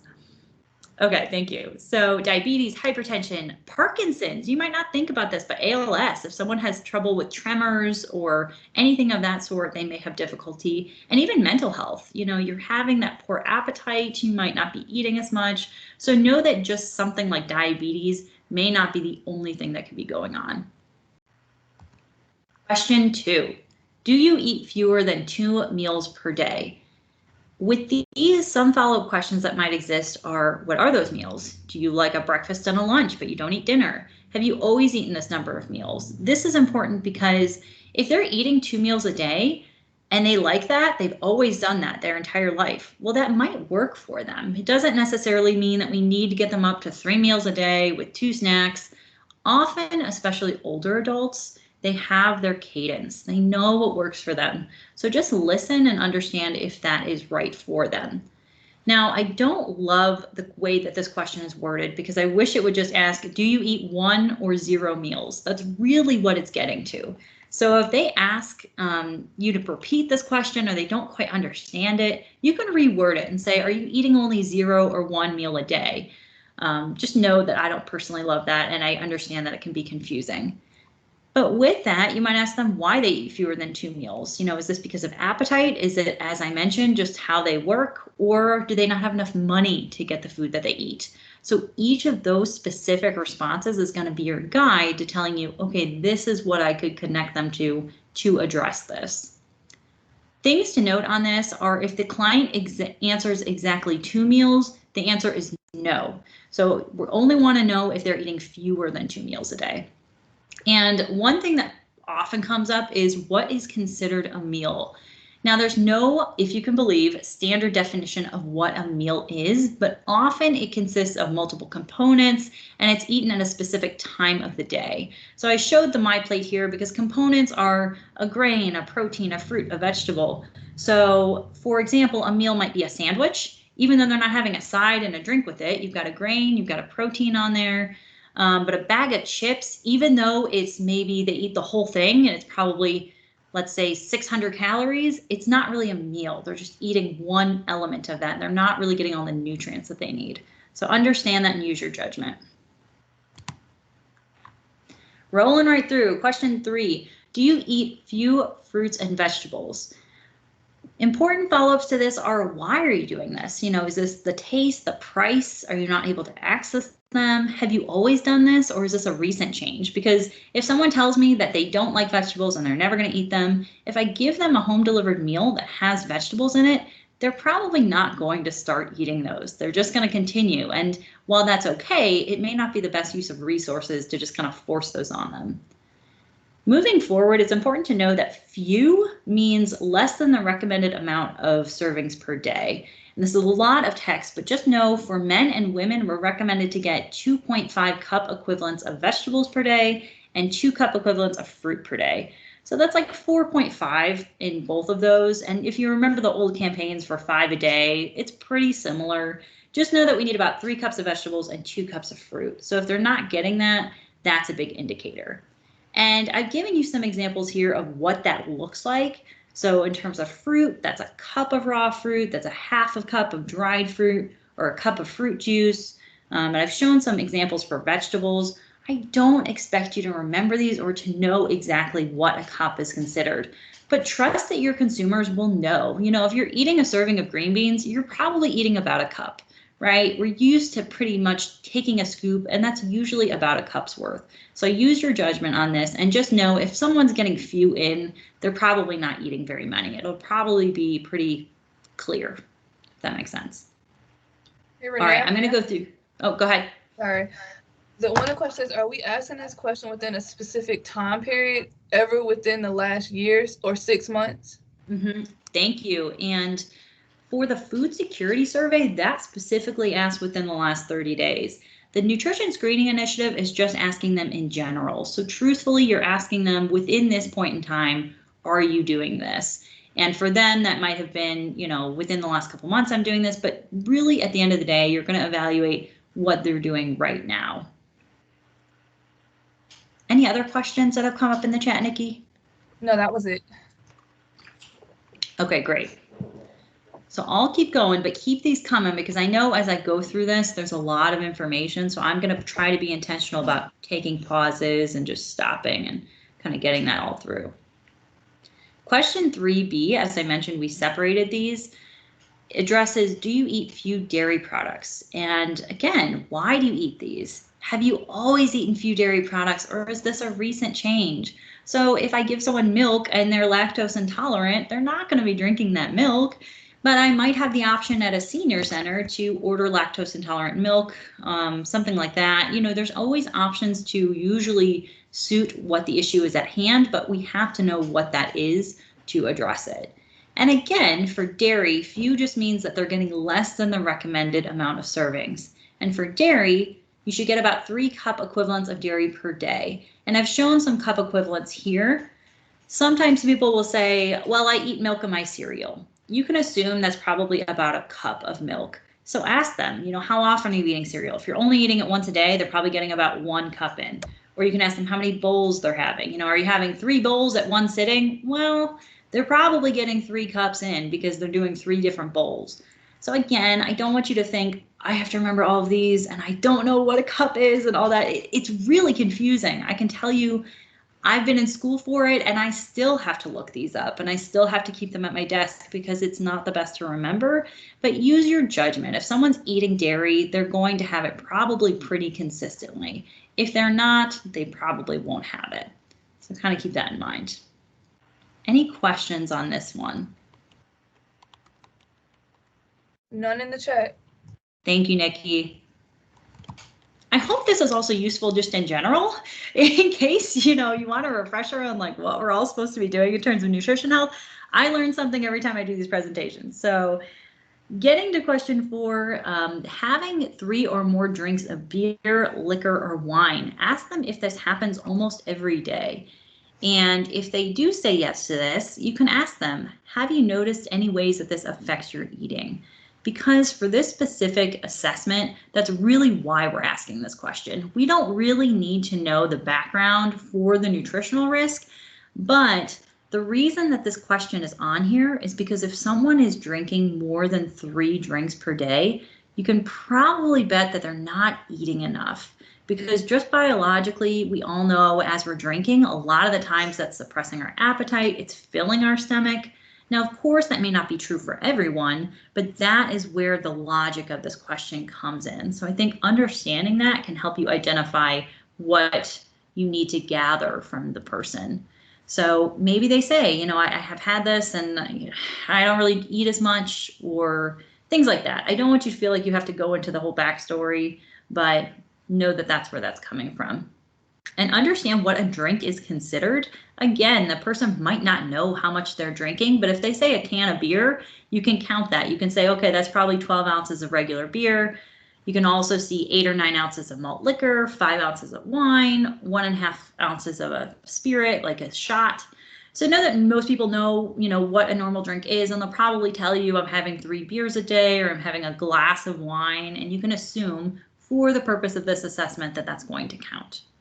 As always remain very non-judgmental and straight up when asking this question. It's not the most, it's not the easiest question to ask sometimes, right? We don't want to feel over invasive, but if you do find someone who is willing to give you an answer, it can help to just kind of create that environment to let them know, I'm just asking to understand if this has affected your eating in any way. All right, we are almost there. We're about halfway through. I know that's a lot of questions on NSI, so just stick with me and I promise we're almost there. So question 5, do you have tooth or mouth problems that make it hard for you to eat? If they answer yes to this question, you will need to complete the NSI Appendix B, and we'll go over that. Now, the NSI Appendix B does not have point values to its questions. The questions are just used to gain more detail to answer this question. So I'm going to go to the next slide and show you what that looks like. If they answer no to this question, you can move on to question 6. In this case, we're going to assume that they answered yes. Now, in the typical DAS data system, what you would need to do is save the current assessment that you're doing and then go open the NSI Appendix B. Or you could just finish the NSI and then come back to the NSI Appendix B at the end. I leave that to you as far as your preference, but I do want to let you know that I'm trying to get it into the data system so that if they answer yes to question 5, it just automatically populates these NSI Appendix B questions. So it's a little bit more conversational, a little bit more fluid, but understand that the way that you ask this could vary. And I've shown the questions here. Certainly, they're just meant to get a little bit more detail. You know, what are those problems that you're experiencing? Does your mouth hurt when you eat? Is it dry? Do you have any of these problems? And so it creates a list and you can select which ones that are applicable to them. And then question 5 is, you know, have you visited a dentist within the past 12 months, 1 to 2 years, et cetera, et cetera. And then if they answered B, C, or D, you want to ask, is there a reason for waiting to see the dentist? And this is important because this is a nice clue to tell you, perhaps if they don't have transportation, I could connect them to transportation. And this is a really nice thing. So I want you to use these assessments as beautiful pieces of evidence that can help you do your job instead of things that you just have to check the box on. Because if you use them correctly, they are really nice. I mean, they're such a good way to really hone in what this person needs. Any questions about the NSI Appendix B? Well, I'm sorry. Mm-hmm. Go ahead. Go ahead. Did you I have a question? I do have a question. Basically, a client says, I have GERD and the food comes back when I'm eating. And so therefore they have a problem swallowing and all that. So we do go on and do the Appendix B because their problem's GERD and they're having problems swallowing the food coming back up. Okay. So you said that you'll usually do the Appendix B after that. I mean, so we would do that automatically because they're having problems with their mouth or problems eating because of GERD. Would you consider that mouth a problem, or it's not a tooth problem? I mean, would you consider that a problem? To be honest, I would consider it a problem, but I wouldn't think it's most appropriate for this question. I would prefer to put that in question 1, which is, do you have any conditions that change the way that you eat? And that would be an excellent opportunity to put that in there, that they have GERD, they find this happens when they eat. Does that make sense? Yes, that makes sense. That's the reason I was asking. I wasn't quite sure. Thank you. Yeah, that's a great question to ask. GERD is kind of a weird one, right? And I love these. Please, let me know if other things come up like that, because It is. It's like, oh gosh, where do I put that? I don't know. When in doubt, just record it somewhere. You know, I'm not as much concerned about it being in the correct box as it just being in there so that you can kind of use it. And that brings up a great comment as well. In this comments area of the Appendix B, use this to your advantage. If they tell you what the specific problem is, for instance, I wear dentures, they don't fit, and so I just choose not to wear them at all. That is a comment that you can enter that in, because you might be able to answer, yes, they have, you know, ill-fitting dentures up on question 1, but in the comments, you can elaborate and say, this is how that affects them. So great questions. Okay. Any other questions on that? Yeah, one more question. You know how like for the RAT, it prompts us to do certain specialized assessments when you answer a question a certain way. Uh-huh. Can the NSI prompt us to complete those specialized assessments? Like for the alcohol question, can it prompt us to complete the CAGE aid? Or for the tooth and mouth, can it prompt us to do the NSIB? It's a good point, Nikki. It's not set up like that currently, but I do think that's something looking into. So I can work with our DAS staff and see what would be best, because if that would help to really have those as triggers, I'm certainly happy to look into that. So I'm going to write that down. I'm writing that down right here. But thank you. And as you come up with these, I appreciate you guys letting us know, because we can make this a little bit easier or find ways to connect those if that's helpful. I'm going to keep moving, but continue to add those questions in. Things to know for the NSI Appendix B. I've already mentioned these about the comment section, but know that you can use the answers to these to target services to the consumer. So that's why they're important. We'll go into this a little bit later, but know that if someone gives you an answer, that should trigger in your head, ooh, they might need a therapeutic meal, which is a meal that has any difference in nutrient or texture quality. Maybe they benefit from a soft ground meat diet so that they can chew it. Maybe a different referral to a dental care provider, or even assistive technology could be used, just something to help them chop up their food. You might be surprised how far that can really go in getting them what they need. So just kind of going through that. Once you have all those responses, you can move on to question 6, or you can just go on to question 6 after you finish question 5 and then come back to the NSI Appendix B later. But those are the hard things. Now that we get to question 6, we're wrapping up, but question 6 really covers, are there times when you do not have enough money to buy the food that you need? So even though this is a similar question to the FSS, this is one question in the NSI that really serves as the catch-all. And again, you can ask some follow-up questions. Particularly with this, you can ask, are there other large expenses that prevent you from having enough money for food? And I mentioned this in the FSS, that maybe they have housing or medication costs. And so if we can alleviate those, we might actually free up some funds to allow for more food purchasing. And other than that, that's really the biggest thing to know for question 6. 7 is, do you eat alone most of the time? And I think a nice opportunity to ask is, would you like opportunities to eat with others? And I want you to know that this question is coming from the risk factor that reduced social contact is a risk factor for malnutrition. However, eating alone on its own is not a bad thing, especially if the individual prefers it. It's just one of the many factors that contribute. So that's why this question is in here. And getting to the root of why that client is eating alone, whether it's by their choice or perhaps they really want to eat with others, but they can't because they're limited in their mobility, know that that's really where this question's coming from. Question 8, do you take 3 or more different prescribed or over-the-counter drugs per day? An important thing to note is that dietary supplements like vitamin D or a multivitamin do not actually count in this. They're not considered drugs by the FDA standards. So even if they're like, yeah, I take a vitamin D and I'm on some ginseng and some protein powder, those don't actually count. May be useful to their health, but they don't count for what we're looking for. Now, if they do say yes to this, it may be helpful to ask them, how many medications are you on? Are those medications having any side effects that impact your eating? Because this is where that question comes from.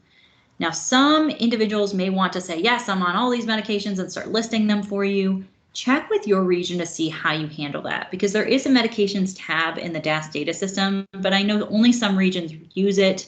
And for this question, you really don't need to know the specific medication names. You just need to know, are they having any impact on eating? Because that's where that question comes from. Because most often, as you can imagine, if you're having a lot of medications in addition to your food, you might feel a little bit differently in terms of stomach pain, appetite, etc. So kind of keeping that in the back of your head. All right, any questions on those past few questions? Not really a question, but a comment. Mhm. You can use the questions on the NSI Food Survey to help you answer the DONR and to catch any discrepancies with what they are telling you during the assessment. Yes, I love that, because you're really using these as like little guide maps to get the information that you need. So if they say something that either contradicts it or perhaps supports it, and you're like, oh, I know that you mentioned this. Absolutely, Nikki, that's a great point to make. Question 9 is, without wanting to, have you lost or gained 10 pounds in the last 6 months? And if they do say yes, it might be helpful to ask, how many pounds was this? How did you verify this? Because most often, whether they have a weight on a home scale or a doctor scale, we really do want them to have at least weighed themselves to verify that they've lost that weight. Because, we might feel like we've lost a lot of weight or gained a lot of weight, but we really just don't know until we step on that scale. So for this specifically, make sure that they verified it. You don't have to know how they verified it, but just know, have you actually used a scale to find this? And what do you think caused this weight loss or gain? Is it because they're eating a lot? Is it because they haven't really been moving? Some people might have been intentionally trying to lose or gain 10 pounds. So the important part of this question is without wanting to. So if they've specifically said, no, I've really had a really good cadence, I wanted to lose 10 pounds, I've done it really well, that would not count as a yes as this question. But if they're sitting at home and they've said, I've really noticed myself, I've lost about 10 pounds and I just don't know why, that would be considered without wanting to, or unintentional weight loss. And as I mentioned, you want to have some way to verify that. All right, the big kahuna, question 10. Are you unable to shop, cook, and or feed yourself? And if you answer yes to this, which of these do you have difficulty with? Because having difficulty shopping is totally different having difficulty feeding yourself, as many of you have seen. So understanding the specific need they have can help you connect them to what they need. And you can also ask them, can you tell me about how that difficulty works and how you're currently working with it? Maybe they find difficulty feeding themselves, so they only eat when someone's around. Maybe they have difficulty cooking, so they just use the microwave a lot. Understand what they're currently doing to find a way to fill that gap so that we can help them. And other things I've mentioned here are differentiate between physical inability and lack of desire. So someone may not like to cook, but they might be perfectly capable of doing so. And I'm sure you guys have run into this before. Only score this as yes if they physically cannot cook, shop, or feed themselves. And that's physically or mentally, like if they are living with a mental illness or some kind of mental health issue that really prevents them from doing this, because you want to make sure that's tailored to them. So when you're done with the assessment, go ahead in the DAS data system. You're going to make sure that you use the drop-down box at the bottom of the assessment. The tallied score will be done for you. So the computer will already calculate based upon their answers what their score is. And I've shown here what the different risk levels are for them. Now, there are standard recommendations on what you should do with each of these risk levels, but of course, consult with your AAA to see what you usually do. The only stipulation that we have is for low and moderate nutritional risk. You usually just see what can be done to improve anything, and then you recheck that score in a year. Now, if they're high nutritional risk, the only thing that's different is that we at DAS, per policy, ask you to inform the individual that they are at high nutrition risk. And this usually means sending a client letter that says, "Dear so-and-so, you have scored high on this assessment. Please share this with your primary care provider or a dietitian," and hopefully giving them that access. Now, I very well know that even though we give them that letter, they might not have access to a primary care provider or really may not do anything with it. So we're working on the back end to find a more streamlined way to do that. But just so you know, for now, when you do this assessment, that's the only thing you have to make sure to do if they have a 6 or more.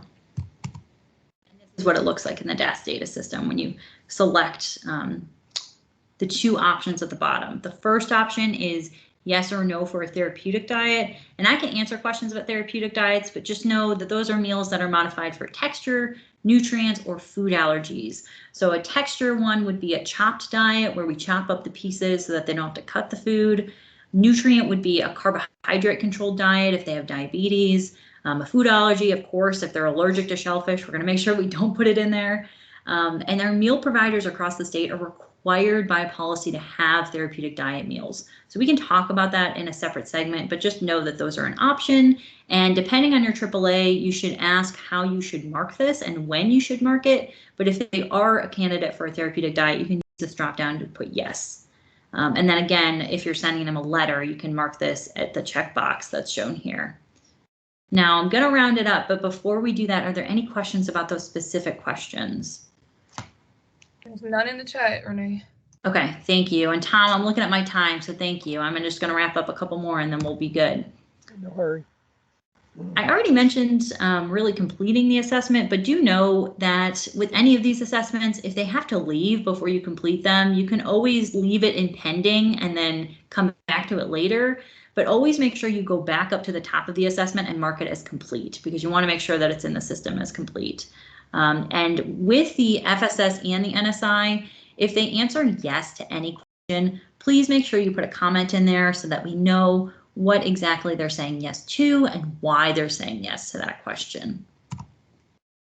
And finally, I do just want to give us some insight on what we can do with the score. Again, you're going to check with your AAA to see how you manage it, but know that as with the FSS, a meal might not be the best resource for them.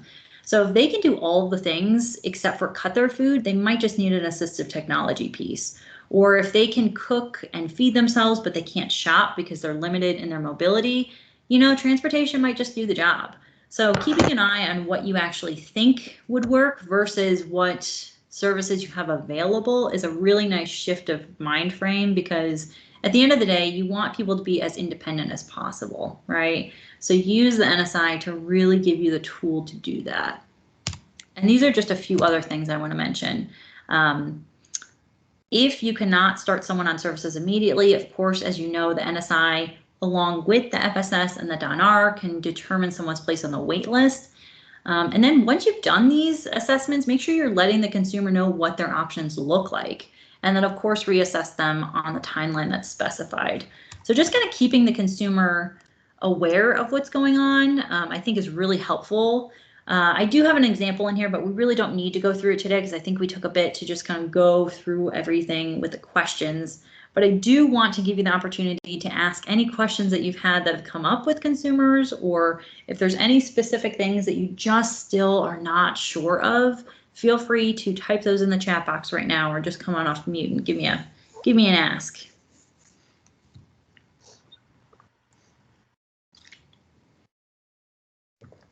Any questions? None in the chat. Okay, cool.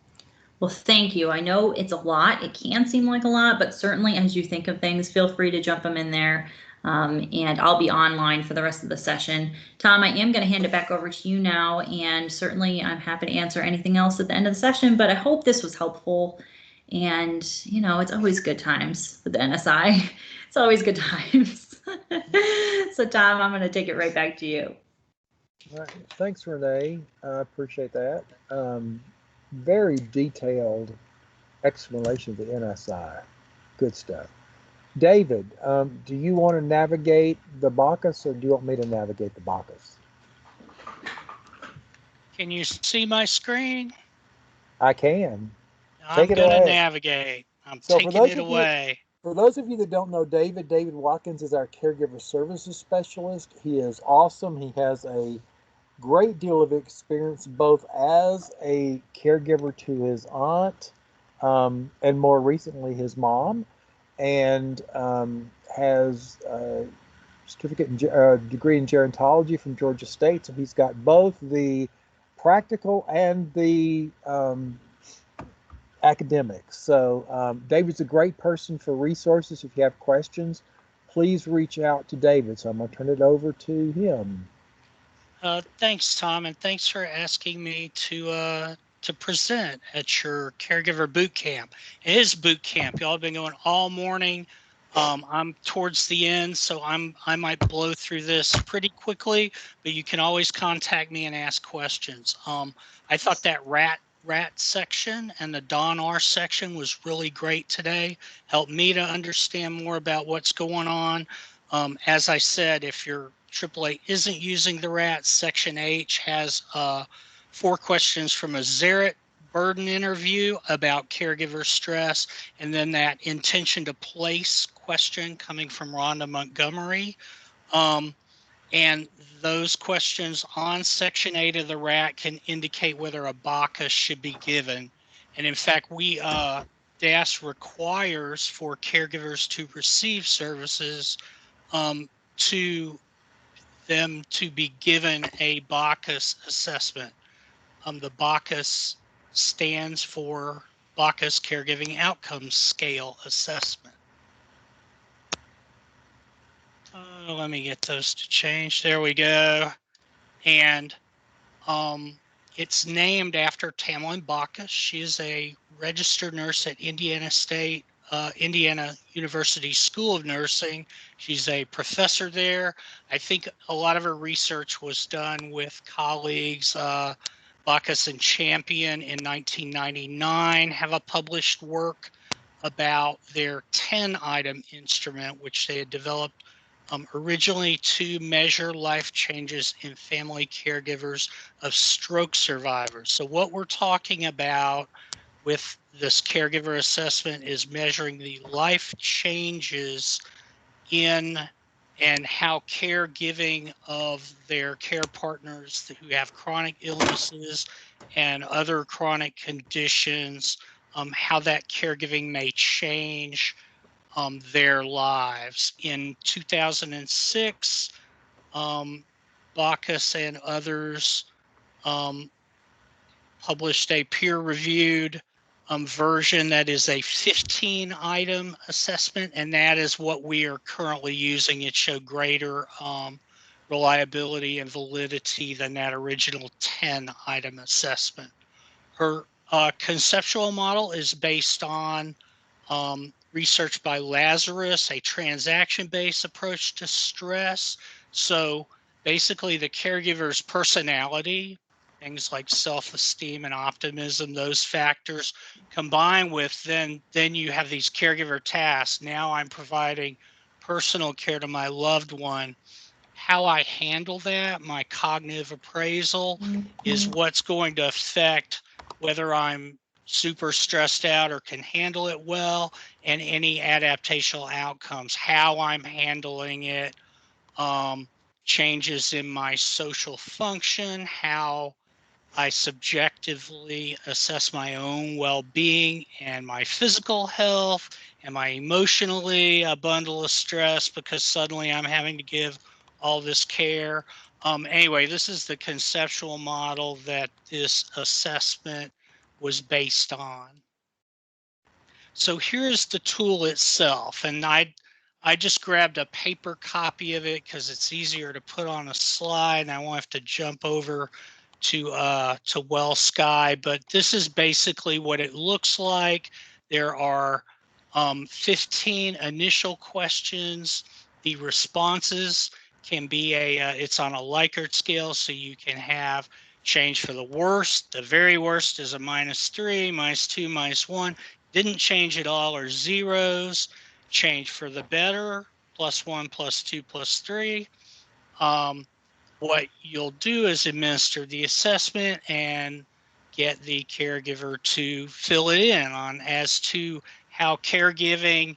I think we don't say over the past 6 months or anything. It's just how has caregiving and the tasks you're doing affected your life. And these are subjective measures, as you can see. So it's the caregiver saying it's affected my self-esteem, or it's taken time away from my family activities. That's a -2 or a -3. My future outlook, I'm feeling a little hopeless now. So you might go on the minus side. My relationship with my family went up though, because I'm seeing them more often. So a +1. I'm not going to do specific examples of this. I'm just going to go through it today. you can see the 15 general questions, and then you'll see one question there, 16 in general. How has your life changed overall as a result of providing care? And then there are places 17 through 19 that they can write in any things that aren't included on the traditional scale and rate those as well. So how do we score the Bacchus? The scores are based on the first 15 items. So that's before that general question. They're recoded. -3 for becomes a 1, -2 becomes a 2. You can just see this basically takes those minuses into positive numbers to create a score, and the sum of the recoded responses of the first 15 are the total score of the Bacchus. 16 to 19 are not included in the total score. You're not going to have to score it, but I included this just so you know that what WellSky DDS is doing is scoring the assessment auto-magically, and you'll get a number. Item 16, going back, you see that in general, how has your life changed as a result of providing care? That tests kind of how valid it is, because if they're scoring +3 on that and have minuses on all the rest of it, you can see that criterion related validity would be low. It doesn't really match what they're saying up there. And 17 and 18, 19 are kind of the write-in votes. What's bothering them other than those included items. Now, how can we use these scores to help us understand what is going on with the caregiver? This isn't really meant to score one caregiver against another. It's really designed to score changes in a caregiver's experience over time. Now, we can say that someone with a low score probably has more caregiver stress and burden. Someone with a high score likely has more, but it's not created that way. And so if we're going to say those things, we need to do it judiciously. However, we are using these scores on the caregiver services waitlist and how it comes up. So we are kind of imputing a general idea that lower scores are higher burden, higher scores is lower burden, but that is a limitation of the instrument. It isn't designed to compare caregivers, but we did want to use an instrument to try to help us understand caregiver burden, and that's why we did it. Mathematically, 15 is the lowest possible score, 105 is the highest possible score. No change. If you scored 0 straight down, it would be a 60. That's just a marker score. You could score a 60, but have a combination of positive and negative scores. So that's how the scoring of the assessment works. But the purpose of the Bacchus is kind of twofold. It can tell us two things. It can provide data for outcome measures, and those item scores can show improvement or decline across those domains over time as reassessments occur. And a total score can represent overall caregiver stress and burden. In terms of what we're kind of looking to this for as case managers, we want to find where the area of need is, which can be determined on which ones they're scoring negatives on those items, and the level of need, how negative or positive those scores are will show whether it's a need and how maybe how much stress is involved with those particular items.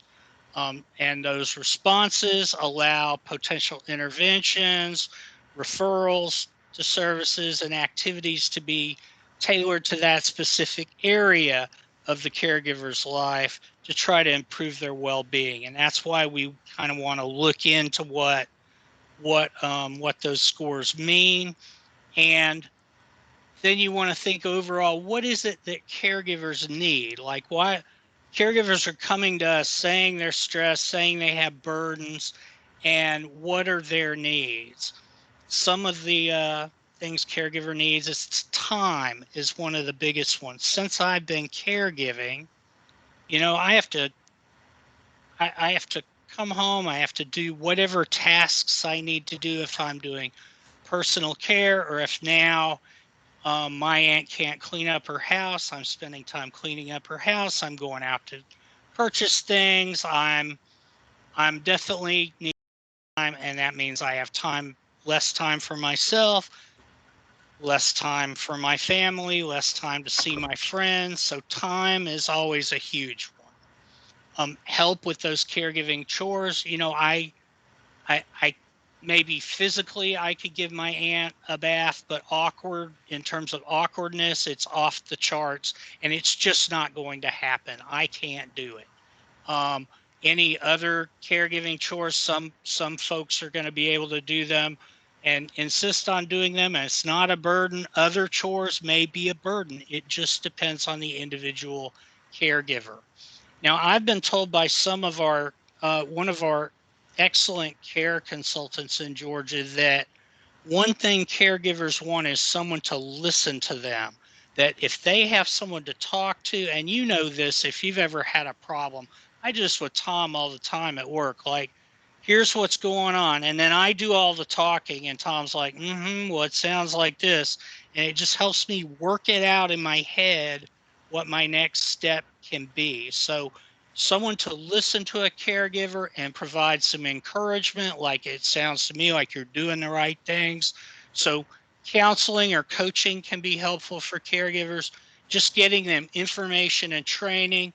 What really is my situation as a caregiver can be really baffling, especially at the start. If there's a crisis, something happens, oh my goodness, my aunt can no longer live at home. I don't think it's appropriate and it's unsafe for her to live at home. What do? I don't know what to do. So I might need help to even just assess my basic situation of what to do. And then you're up against medical system. Human services can be quite a challenge. You all know strategies for if we are keeping the care receiver at home, what are the challenges I'm meeting there? What problems am I going to encounter? And how much am I stressing out? And that's a big thing and what we want to deal with and what we're trying to assess with the BACAs. So then we want to talk about what versus what caregivers need is what services and what help can we get to caregivers. So respite care is one of the primary things that as a state and regional level services are provided for caregivers, giving some temporary substitute supports, living arrangements for the care recipients to give a brief period of relief or rest for the caregivers. That's respite. You're giving me a respite. I don't have to care for my aunt for a little while here, and now I can actually go see a friend, or I can go do shopping for myself, or I can finish my homework, or whatever it is I need to do as a caregiver. Traditional respite falls into mostly personal care, where baths, other personal tasks are accomplished by the home care aide, or homemaker services, cleaning up the house, doing some light housekeeping, that sort of thing. There is also some out-of-home respite where the care receiver may go to adult day care or an adult day health program. That gives me some time at home for myself as the caregiver, gives me respite there. Those are the traditional respite services that are present in our state and from AAAs and providers. Other services that can provide respite or help to alleviate caregiver stress include these, and I'm not going to read them all out, but you can see that some chore services, or we were talking earlier, I was listening during the DNR part, and it's like, what score do I give in terms of impairment versus accessibility issues. Well, those home mods could also be very helpful for the caregiver.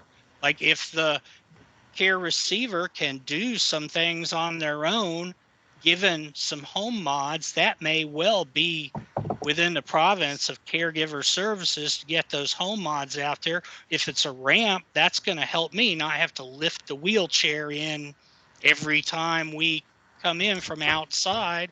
Or if some alterations to the kitchen can help and my loved one can prepare their own meal, that's going to help me. So caregiver services, it's a give and take between the two, the two care partners. Anyway, you can see how assistive technology, home delivered meals, if I hate to cook and I'm the only one who can cook and I'm the caregiver, some home delivered meals, especially during this COVID thing, could definitely be warranted for a caregiver. Material aid, incontinence supplies are always helpful because I spent so much money on incontinence supplies when I was caregiving. It is unbelievable. Those things are expensive, To help me with my caregiver stress, we have evidence-based programs. I'm not going to go into all of those. I'm sure you're familiar with some of them. Counseling, support groups are always helpful to anyone under stress. And if it's caregiver, maybe there's caregiver support groups in your area. I think there's not as many as there should be, but it's potentially they exist. Support groups for specific chronic conditions and caregivers who can help with specific conditions, whether it's dementia, whether it's ALS. I know Alzheimer's Association has caregiver support groups. Those can be helpful. Various other caregiver services. So Hey, what David. the book? I'm Yes. sorry, we have some questions in the chat. Okay, go ahead. Okay, first question is, when I assess clients/caregivers' needs, do I always use Bacchus if caregiver tells me he experiences caregiver burnout, or can I just refer him to the caregiver support and make the notes to justify for my intervention? If a caregiver is receiving services in Georgia, we want them to be assessed with the Bacchus. Now, whether it's you guys doing it or a provider doing it, often IR will do it in an initial conversation with a caregiver. But we really think that those domains on the Bacchus can help us know what those particular items, and I'm going to get to that in the next few slides too. Okay, and the next question is, why is caregiver burden not reflected on the DONR, especially when it comes to unmet need and if the caregiver is doing all of it but overwhelmed? Well, the unmet need often the caregiver is the one meeting those needs. But if you get a sense that a caregiver is meeting many of the needs of the care receiver on the DONR, caregiver services might be warranted there. So that might give you a sense of that and like, hey, how's your care, is the caregiver in need of services? We might want to assess them as well. There's nothing saying that a care receiver and caregiver can't both receive services. Both care partners may warrant services if caregiver stress is high. Okay, and then another last question is, can RAT also provide me with the info about a caregiver?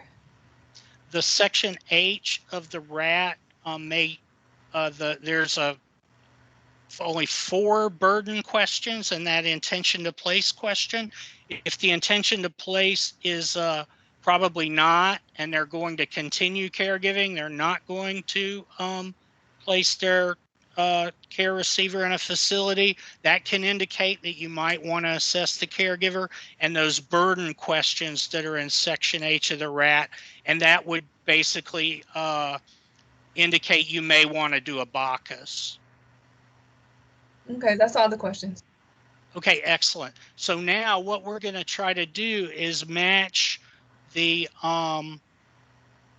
services to the needs indicated on the Bacchus. So you'll complete the Bacchus where it's indicated, those 15 items plus the additional field. Then you should review the items for the area and level of need. If you've got -3s, -2s, that's a greater level of need. The area of need may fall into some of several categories. We're going to talk about that. Those additional fields, probe for some details, those specific items. If they have a write-in item, like I would have written in, I cannot do personal care because I am a man and my aunt is a woman and it's just awkward. So I think but I don't know what to do about that. It's confusing to me. You might say, well, we have personal care services and who could possibly give. So you want to explore and clarify questions about the specific situation. Are there any other I'm the primary caregiver, but maybe there's another caregiver who my sister could give the bath. I don't know, but without exploring that, you're not going to find out. So you want to explore it. You want to prioritize, find out the primary source of burden. You can gain an inkling of what that might be from the Bacchus assessment. And at that point, you're creating a service plan for the caregiver. That's a care plan in DDS with specific plan services, what's available in your area. I know I had a list of a bunch of them and not all of them are available, but that's part of your function as case managers, is to know what's available specifically for caregivers, what other services are available, how to refer out for that. And all of this should be done in kind of a person-centered or family-centered partnership in consultation with the caregiver and the care partner, care receiver when that's appropriate.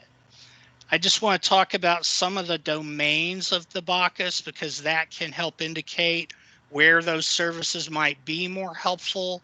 As I said, caregiving can take a physical toll on a caregiver. If I'm spending all my time caregiving and I'm not eating right myself, or I'm just a big bundle of stress creates, these aren't all independent from each other.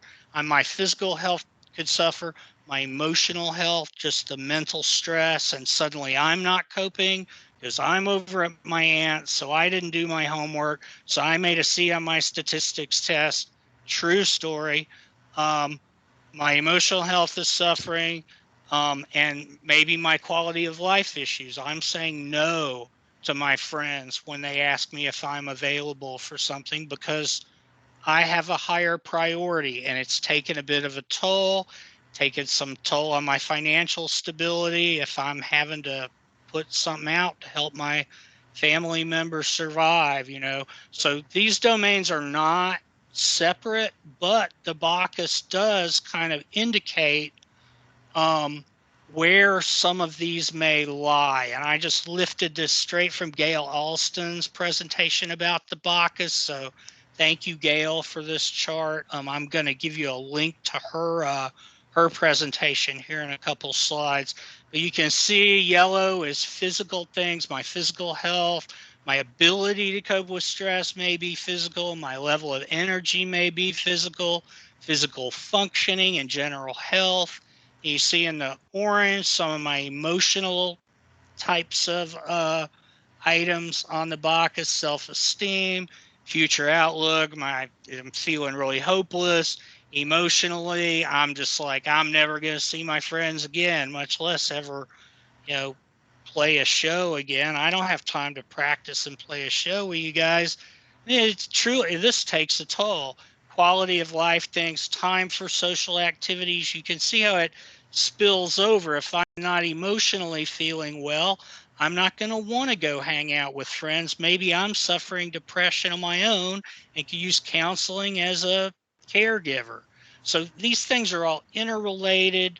They're not separate, but you can get an idea of the level of need by how much they change for the worse. Or if things change for the better, you can take that into consideration too. So what we want to do once we get some services in place, It would be good to see those Bacchus scores change positively, to see if those services that we put in place are working. So my initial assessment by the ADRC person on the phone was 38. They hit the wait list. They started getting services. Provider went out and did HCBS assessment. It's still about the same because they haven't really gotten the services yet. But 6 months or a year later, we did a Bacchus assessment. Their score rose a bit. The total score rose. We can't absolutely assume this, but if a score rises, we can say it may be that the services that are in place have decreased caregiver stress or burden. Okay, at least subjectively from the caregiver perspective, because that's how all of those questions are being answered. What is my stress level? And if that's lightened up from some of that respite, now I've got some personal care, so I don't have to worry about I don't give the bath and I don't have to get my sister to come over to give the bath. That's really helpful. So maybe it eased my burden. Maybe some housekeeping services meant